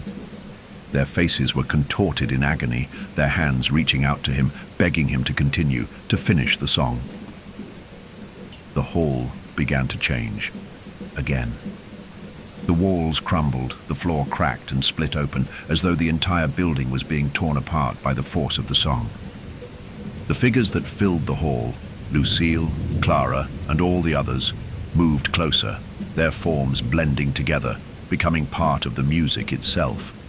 The town of Carver's Hollow, once so alive with the hum of the world, was now nothing but a hollow shell. The song had consumed it, the music had consumed them all, and now it was consuming Daniel. "Play the final note," Clara's voice whispered, barely audible above the violent swell of the music. "Play for us. We are all bound to the song. It will never end. Not for any of us. Not for you." Daniel's hands shook violently as he tried to pull away from the violin, but it was too late. The bow moved on its own accord, the strings vibrating, with a force that made his chest tighten, his breath catch in his throat. He had no control anymore. His body was a puppet, and the music was the master. The town around him began to twist, the mist thickening until the air became dense, suffocating. The buildings crumbled away, leaving only the remains of the hall, the final monument to the curse that had consumed everything. "You have become the song, Daniel." The voice of the conductor echoed one last time, its cold tone filled with dark satisfaction. "The song will play forever. You will never stop." Daniel could feel it now. The final movement, the last unforgiving note. And as the final bone-rattling chord of the violin echoed through the hollowed ruins of Carver's Hollow, the town fell silent. The shadows around Daniel closed in, their forms blending into the very air until there was nothing left but the music, the eternal, endless music. Daniel had become the song, Carver's Hollow had become the song, and the song would play forever. The symphony had reached its final crescendo, its violent finality reverberating through every corner of Carver's Hollow. The air itself had become thick with the echoes of the violin's tortured notes, a constant hum that vibrated deep within, the bones of the cursed town. But the final chord, the earth-shattering note that had marked the last movement of the eternal song, was not the end. It was merely the beginning of something darker, something even more insidious than Daniel had ever realized. His body had long since surrendered to the violin, to the music. His hands, trembling, still held the bow, still danced across the strings. But his mind, his consciousness, was no longer his own. It had been absorbed into the song, consumed by it, until the line between himself and the melody had blurred completely. He was the music now. He was the final note. The town around him was no longer the town he had once seen. The mist that had choked the streets, the decaying structures, the twisted trees, they had all dissolved into the dark ether of the song. The very ground beneath his feet felt hollow, as if the earth itself had been sucked dry by the melody, leaving nothing but an echo of a place that had never truly existed. The walls of the concert hall, once solid and imposing, had crumbled under the weight of the music. The ceiling had shattered, revealing the vast emptiness above, a gaping hole into the unknown. And still, the song continued. It pulsed through the air, through the earth, through every living and dead thing. It moved through Daniel like a current, tugging at his soul, forcing him to keep playing, to continue the unbroken cycle. His thoughts became fragmented, his mind fraying at the edges as the music swelled and crashed around him. He could still hear Clara, her voice faint but insistent, urging him on. "We are the song now, Daniel. We are bound to it. There is no escape. We are the echo of eternity." Clara's words twisted in his mind, mingling with the melodies of the lost souls who had once walked this cursed town. They were all part of the song now, trapped in the music's unyielding embrace. And Daniel had become the last conductor, the one who would lead the eternal performance, who would keep the song alive long after the rest of the world had fallen to silence. The spirits of the lost stood in the shadows, their forms barely visible, their faces contorted in anguish, their eyes empty but filled with hunger. They were waiting for him to finish, for the final note to be struck. But the final note had already been played. The music was no longer an external force. It was a part of them all. It was in their veins, in their bones, and it would never stop. The bay. Realization hit Daniel like a physical blow. The song was not meant to end. There was no escape. The melody had consumed him, just as it had consumed Clara and Lucille and every soul that had ever been bound to it. The town of Carver's Hollow had never been a town at all. It had been a prison, a cage built to contain the music. And now the cage had expanded, stretching out into the world, into the unknown, its reach growing with every note. The song, the curse, the melody, it was all connected. It was the very fabric of existence, the thing that held everything together. And Daniel was its final thread. He stood alone in the center of the crumbling hall, surrounded by the void. There was no sound now, no music, no rhythm, only silence. An all-encompassing silence, one that pressed down on him, crushing him under its weight. He could still hear the echoes of the music in his mind, the ghostly notes that would never fade. But there was no sound here in this empty space. The violin was gone. The bow was gone. But the music still pulsed in his chest, still beat in time with the empty rhythm of the town, with the eternal rhythm of the song. It was still part of him. It always would be. Daniel fell to his knees, his body shaking as the weight of the silence threatened to suffocate him. The ghosts of the past stood around him, their hollow faces staring down at him, waiting for him to understand. And then, in the stillness, a single sound cut through the silence. A whisper, faint but undeniable. "It never ends, Daniel. The song will play forever." It was Clara's voice, but it was not just Clara. It was all of them, the lost souls, the spirits who had been consumed by the music. They were all here, all waiting for him, for the song to continue. And Daniel realized, with a sickening clarity, that the music was not just a curse. It was a cycle that would continue for eternity, as long as there were souls to feed it, as long as there were those who would play the final note. His hands trembled, but they reached for the air around him, as though he could feel the strings of the violin that had once been in his grasp. The song was still inside him, woven into the very fabric of his being. The melody was a part of him, and as he breathed, as he existed in this place, he realized that the song would never stop. It could never stop. "The song will play forever," the voices whispered again, a chorus of the lost, their words ringing in the emptiness around him. The silence shattered as the music began again, a soft hum at first, but quickly building into the unmistakable wail of the violin. The melody was no longer a force outside of him, it was in him. He was the song now, and just as Clara had been before him, he was bound to it. The last note had been played, but there was no end. There would never be an end. Daniel had become the last piece of the puzzle. He was the final conductor, and the music would play on forever. The music had changed. It wasn't a simple shift. It was a fundamental change, as if something deep within the melody had torn free and was now clawing its way toward the surface. The endless rhythmic pounding had ceased, replaced by a slower, more deliberate movement. The violin strings were no longer at the mercy of the bow. The bow moved on its own, driven by an ancient force, pulling the music into a new direction, one that was darker, more chaotic, more uncertain. Daniel could feel it. The very walls of Carver's Hollow had begun to shift. their structure growing more unstable, as if the curse that had once consumed the town was now fraying at the edges, unraveling under the weight of the song.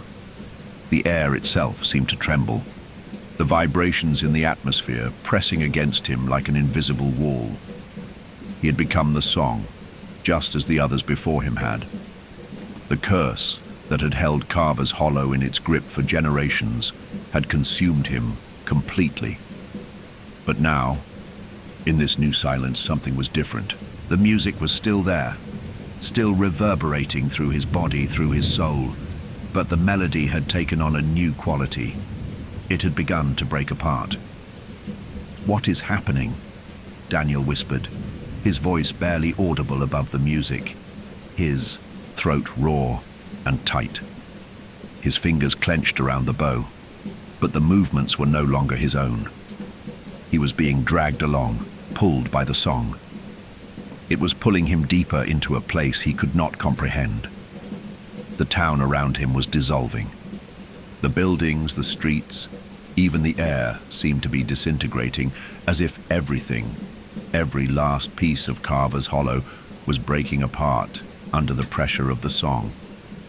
The figures of the lost souls, the spirits who had once been trapped by the melody, were now fading, their forms becoming distorted, as if they too were unraveling under the music's weight. Clara's hollow form, once frozen in the corner of the hall, was now moving again, her hands outstretched as she reached for Daniel. Her face was empty, her eyes dark pits of void, but she still seemed to be a part of him, a part of the music.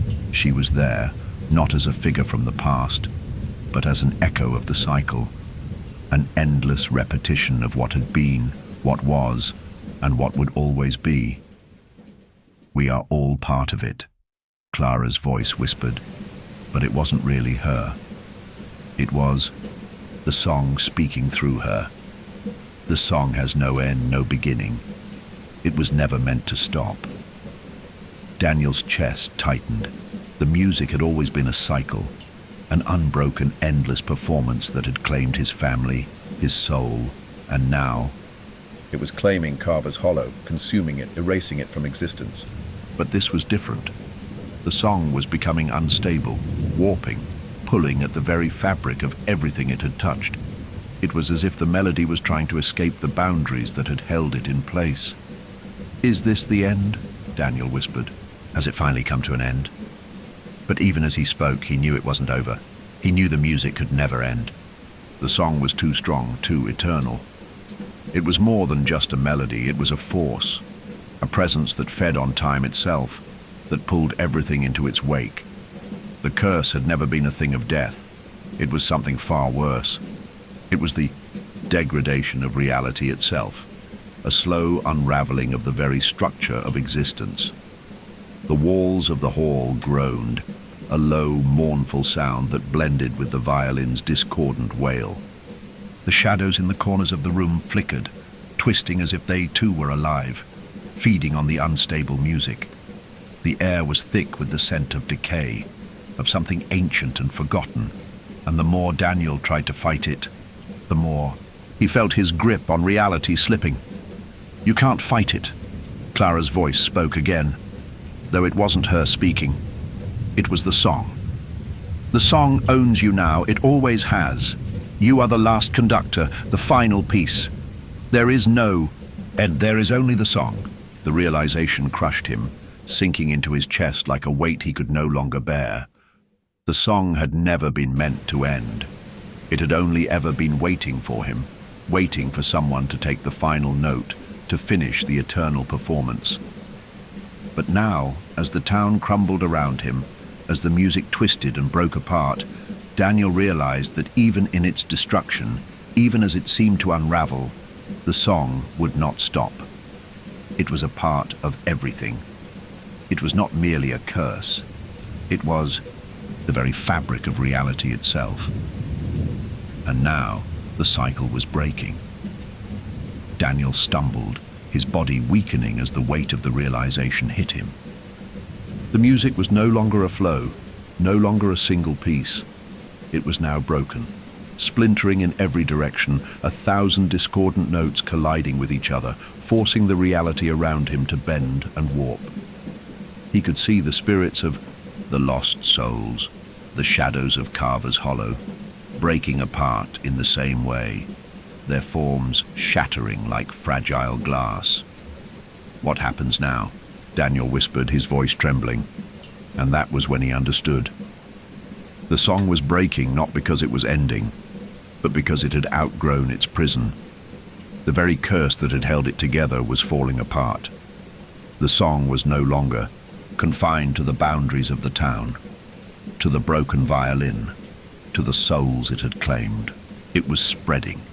It was becoming something else, something far more powerful, something that could no longer be contained by the decaying walls of Carver's Hollow. The ground beneath Daniel's feet cracked wide open, a dark chasm opening. Before him, as if the very earth was being torn apart by the force of the song, the figures of the lost souls reached for him, their hands stretching, their faces twisting into screams of agony. He tried to pull back, but the music had him in its grip. He could feel it now, deep inside his chest. The sound had become an inescapable force, pulling him toward the abyss, drawing him into its endless cycle. His body was no longer his own. His soul was no longer his own. He had become the final note, the one last echo in the never-ending song. The town was collapsing, the song tearing apart everything it had once touched. The last remnants of Carver's Hollow, the ghosts, the trees, the ground, were falling into the chasm of the music, dissolving into the very air, into the melody that would never end. "It's over," Daniel whispered to himself, though he knew the truth. It's never over. And with that final realization, the last shreds of the town vanished, absorbed into the infinite reach of the song. The cycle had begun again. The music would play forever. The world had shattered. There was no longer Carver's Hollow, no longer the crumbling concert hall where the symphony had begun. Everything, the streets, the buildings, the very ground under Daniel's feet, had dissolved into the all-consuming melody. There was nothing left but the song. The music, once fractured, now surged with a new energy, a violent, unstoppable force that swept through the void, filling every space with its relentless wail. The walls of reality had cracked open, and the town, the entire world, had been swallowed whole. It was no longer just Carver's Hollow that was affected. The song had transcended its prison, reaching out beyond time and space, pulling the very fabric of existence into its dark embrace. Daniel stood alone in the center of this emptiness, a stillness that hummed with the unresolved tension of the symphony that had been set in motion. The violin was gone, the bow was gone, but the music, the song, remained. It was not just a sound anymore. It was a presence, a living, breathing thing that moved through him, through the world, through everything. And yet, even as the music continued to play, something had changed. The notes were no longer just a melody. They were alive in a way that Daniel could not comprehend. They were pushing, pulling, forcing him toward something. You were never meant to stop it. The voice of the conductor echoed in his mind, though the figure had long since faded. This is the way it was always going to end, Daniel. You're a part of the music now. There is no end, no final movement, only the refrain. Daniel's breath hitched.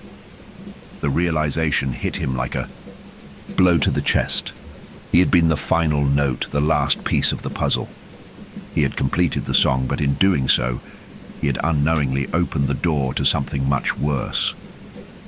The curse that had consumed Clara, Lucille, and all the others was no longer confined to a single town, a single place. It was now a part of the world spreading outwards, an infinite echo of the song that would never cease. The figures of the lost souls, those who had once been trapped in the music, stood in the shadows, their eyes empty, their faces pale and contorted. They were no longer individuals. They were no longer people.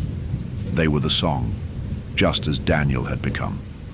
They had been consumed by the melody, turned into mere echoes of their former selves, unable to escape the cycle that had been set in motion long before they had ever picked up the violin. But Daniel, despite everything, could feel the pull, the tug of something darker, something deeper. He could hear the music in his soul now, like the pulsing of his very heartbeat. The song was inside him, inside every piece of him. He had become the conductor, the center of this dark symphony. And yet it was no longer just a song to him. It was an identity. It was his destiny. He was part of something far greater than himself now. "You are the keeper," the voice of the conductor whispered again, this time in a tone that carried a strange kind of finality. "You are the last conductor, and when you have played long enough, when the cycle has reached its inevitable conclusion, you will lead them." The words crawled through Daniel's mind, sinking into his consciousness, drowning out every other thought. He was the last piece, but he was not free. None of them ever were. As the music continued to reverberate around him, Daniel could see the chasm that stretched before him, a vast, empty space, an endless void that had swallowed Carver's Hollow. The song reached out, its dark tendrils curling into every corner of the universe, filling the void with its presence. There was nowhere to run. There was no escape from this. "Lead them," the conductor's voice demanded, louder now. "Play, Daniel. Lead them to the end. And when the end comes, when the song reaches its final movement, you will see them again. You will see what happens when the music consumes everything."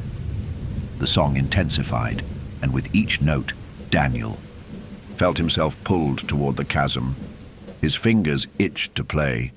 He had been the last conductor, but now he was something else, something far beyond the role he had once played. His body moved of its own accord, the violin's ghostly form reappearing before him, its strings still vibrating, still waiting for him to continue the song. "Finish it," the voice urged, its tone dark, cold. "The song is not over." Daniel's mind screamed, but his body obeyed.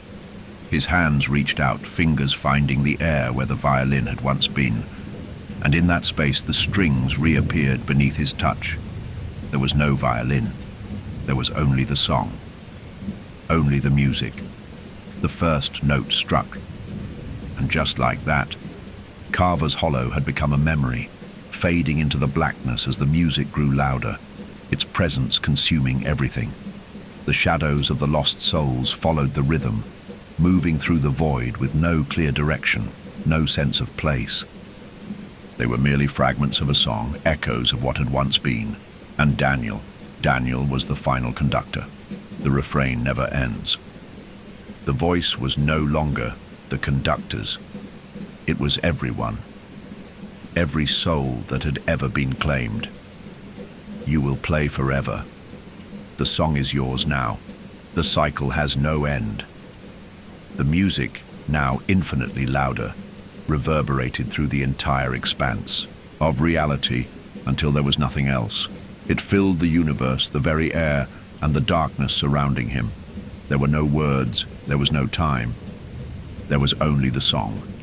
And in the vast emptiness of space, the refrain continued to play. It would never stop. Daniel had become part of the eternal cycle, and as the final chord of his life began to blend with the others, he realized there had never been an ending. The music was the end. The air trembled. A constant pulse of energy vibrated through the very fabric of what was left of Carver's Hollow. The town, the people, the souls, each one now a forgotten echo of what had once been. The violin's music had long since stopped, being just a sound, and had become an all-consuming presence. It filled the entire space, suffocating everything in its wake. There was nothing left to hold on to, no memory of life, no remnants of time. All that remained was the song, the final song, the eternal refrain that had devoured everything.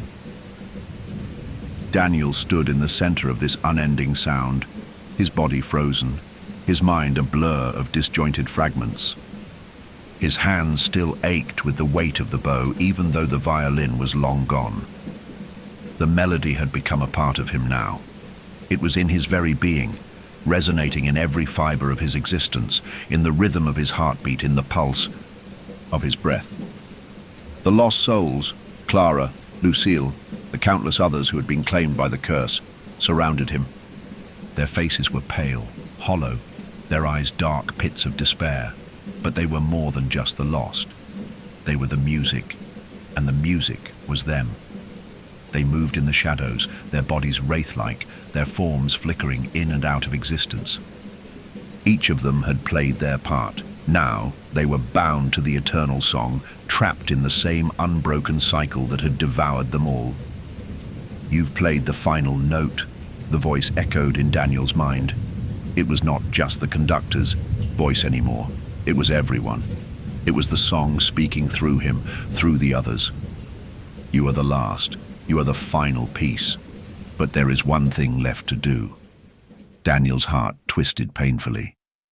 He had played his part, completed the song, but the words, the voice, reminded him that there was one more step, one final choice. The last note had been struck, but now there was something else, something deeper, something buried under the weight of everything that had been lost. The dark figure of the conductor emerged from the shadows, the man who had once been the one to set the curse in motion. His face was gaunt, hollow, his eyes sunken, but his smile was dark with the knowledge of what had been, what was, and what would continue. He stood before Daniel, his presence more than a ghost, more than a memory. The conductor was the one who had fed the cycle, the one who had started it all. And now, he was the one who would finish it. "There is one choice left to you, Daniel," the conductor spoke, his voice like the rustling of paper, thin and brittle. "You must decide. Will you become the last keeper of the song, the one who continues the melody forever? Or will you sever the chain and destroy everything? The song, the curse, the town itself. Choose, Daniel. The final decision is yours." Daniel's heart raced. The weight of the words pressed against him like an invisible hand, squeezing the air from his lungs. He had become the music. He had become the last conductor. But the choice the conductor now offered was a paradox. Could he truly destroy the song, even after it had taken everything from him, after it had become a part of him? Was it possible to sever the bond that had consumed his soul? He glanced around him at the lost souls, their forms flickering in the dark, waiting for his answer, waiting for the final movement. Clara, Lucille, and the others, they were all waiting, their hollow eyes fixed on him, their mouths frozen in silent screams. "You don't have to do this," Clara's voice whispered, though it was faint, like a breeze in a storm. "You can end it. You can end the curse. We are all trapped in the song, Daniel. But you can free us." But as the words sank in, Daniel realized something. The song had never been just a curse. It had never been something simply to be destroyed. It had always been part of him, part of his fate, part of the fabric of the world he had become a part of.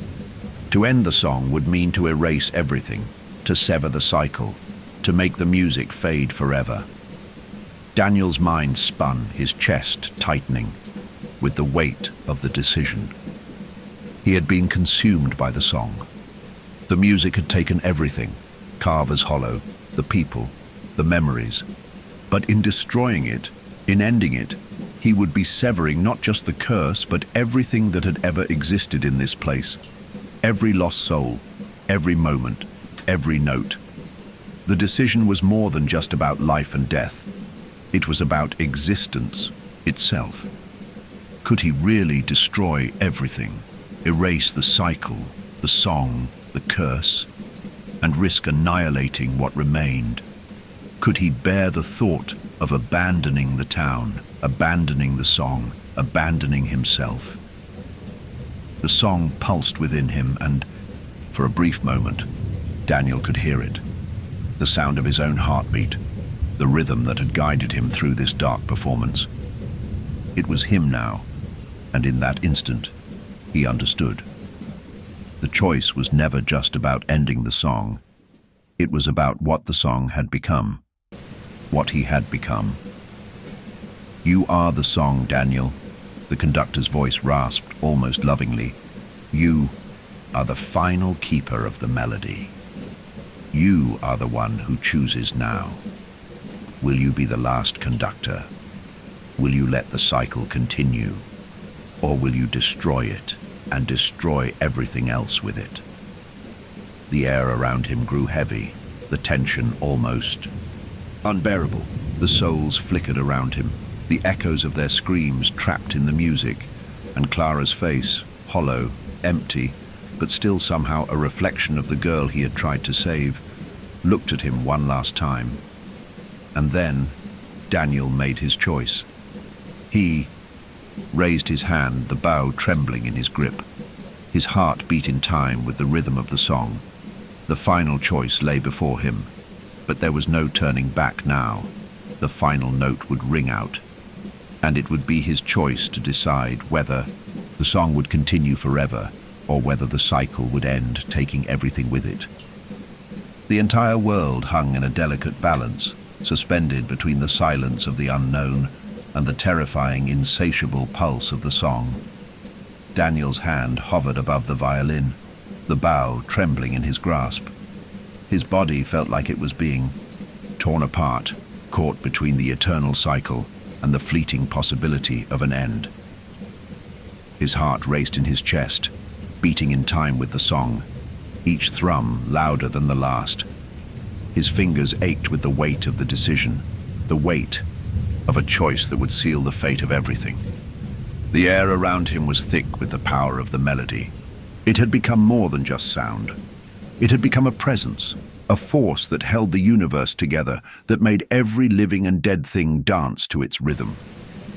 The town of Carver's Hollow, though no longer physically standing, still lived in the music. The ghosts of the past, the lost souls, still moved in the shadows, trapped in an endless loop, forever tied to the song.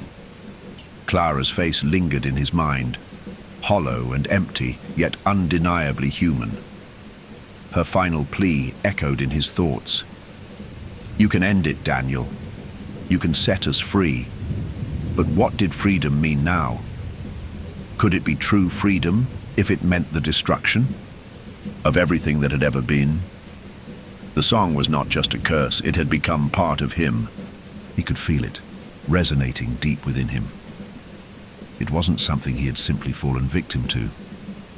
It was something he had embraced, something that had shaped him, twisted him into the final conductor. It was not just the final note that had consumed him. It was the song itself. The melody had taken him, had taken everything. There was no separating himself from it anymore. The ghosts circled him, their faces twisted in eternal agony, their voices silent but palpable. They were waiting for him. They were waiting for the song to be completed. But Daniel was no longer sure if he was ready to play the last note. Could he? Could he finish the song, knowing it would never end, knowing it would tear the world apart? The conductor's figure loomed before him, as solid as ever. But now there was something different in his eyes. The conductor's hollow gaze was no longer one of control. It was something else, a deep, sad understanding. "This is the moment of choice," the conductor said, his voice low and almost sorrowful, though his words were as sharp as the bow in Daniel's hand. "You are the keeper now. The song will play through you, as it has through all the others. But you have one final decision to make. Will you let the melody die, severing the cycle, or will you play the last note and let it continue forever, for all eternity?" Daniel's breath caught in his throat. The conductor's words were a bitter truth. The cycle, the song, it had never been just a curse. It had been a part of something far greater. It was part of life, part of time, part of everything. Daniel looked down at the violin. The strings trembled as though it had a mind of its own, eager for the final stroke. He could hear it, the deep, dissonant hum vibrating in his chest. He could feel the weight of it, the weight of an entire existence held in the hands of one final note. The ghosts were silent now. The entire world had quieted, as though it too waited for him to choose. The pressure built within him, but somewhere deep within, something stirred. It wasn't fear, it was understanding. The realization had settled in him like a truth he had denied for too long. The song would never stop. It would live in the void forever, in the spaces between words, between breaths. The melody was too ingrained in the very fabric of existence to be erased. If he played the last note, it would live on through the cycle, but it would never truly be finished. And if he chose to destroy it, to sever the music from the world, he would erase everything that had been, everything that had ever been touched by the song. And in the end, Daniel realized, the song was not the curse. It was the binding force. It was the memory of all that had come before him, and all that would come after. It was everything. The song had to exist. It had to continue, even if it was painful, even if it consumed him, even if it consumed everything. The ghosts faded into the shadows around him, their presence becoming one with the song itself. The town dissolved into the music. Everything that had once been solid, real, and tangible was now part of the melody. Daniel raised the bow. He could feel the weight of the choice pressing on his chest, but his fingers were steady now, no longer trembling. His heartbeat had synchronized with the rhythm of the song, and the song had become his pulse, his breath, his life. There was no end. There was only the music, and the final note would be a part of it forever. With a slow, deliberate motion, Daniel drew the bow across the strings. The final note rang out, clear and resonant, echoing through the vast expanse of eternity. It was a sound that reverberated beyond Carver's Hollow, beyond time and space. It filled every corner of existence, a hum that resonated through the fabric of the universe. And then, silence. For a moment, there was nothing but the quiet aftermath of the sound. But even in that silence, the music lingered. It was not gone. It could never be gone. It was always there, always playing in the background, in the spaces where words and thoughts could not exist. Daniel closed his eyes, feeling the weight of everything, feeling the pull of the song even as he tried to let it go. The melody had become a part of him. It had always been a part of him. And now, as the echoes of the last note faded, Daniel understood. He had not destroyed the song. The song was the cycle. The song was life and death and everything in between. And in his hands, in the final choice, he had completed the melody. Not ended it, not erased it. The music would play on, and Daniel would always be the last conductor,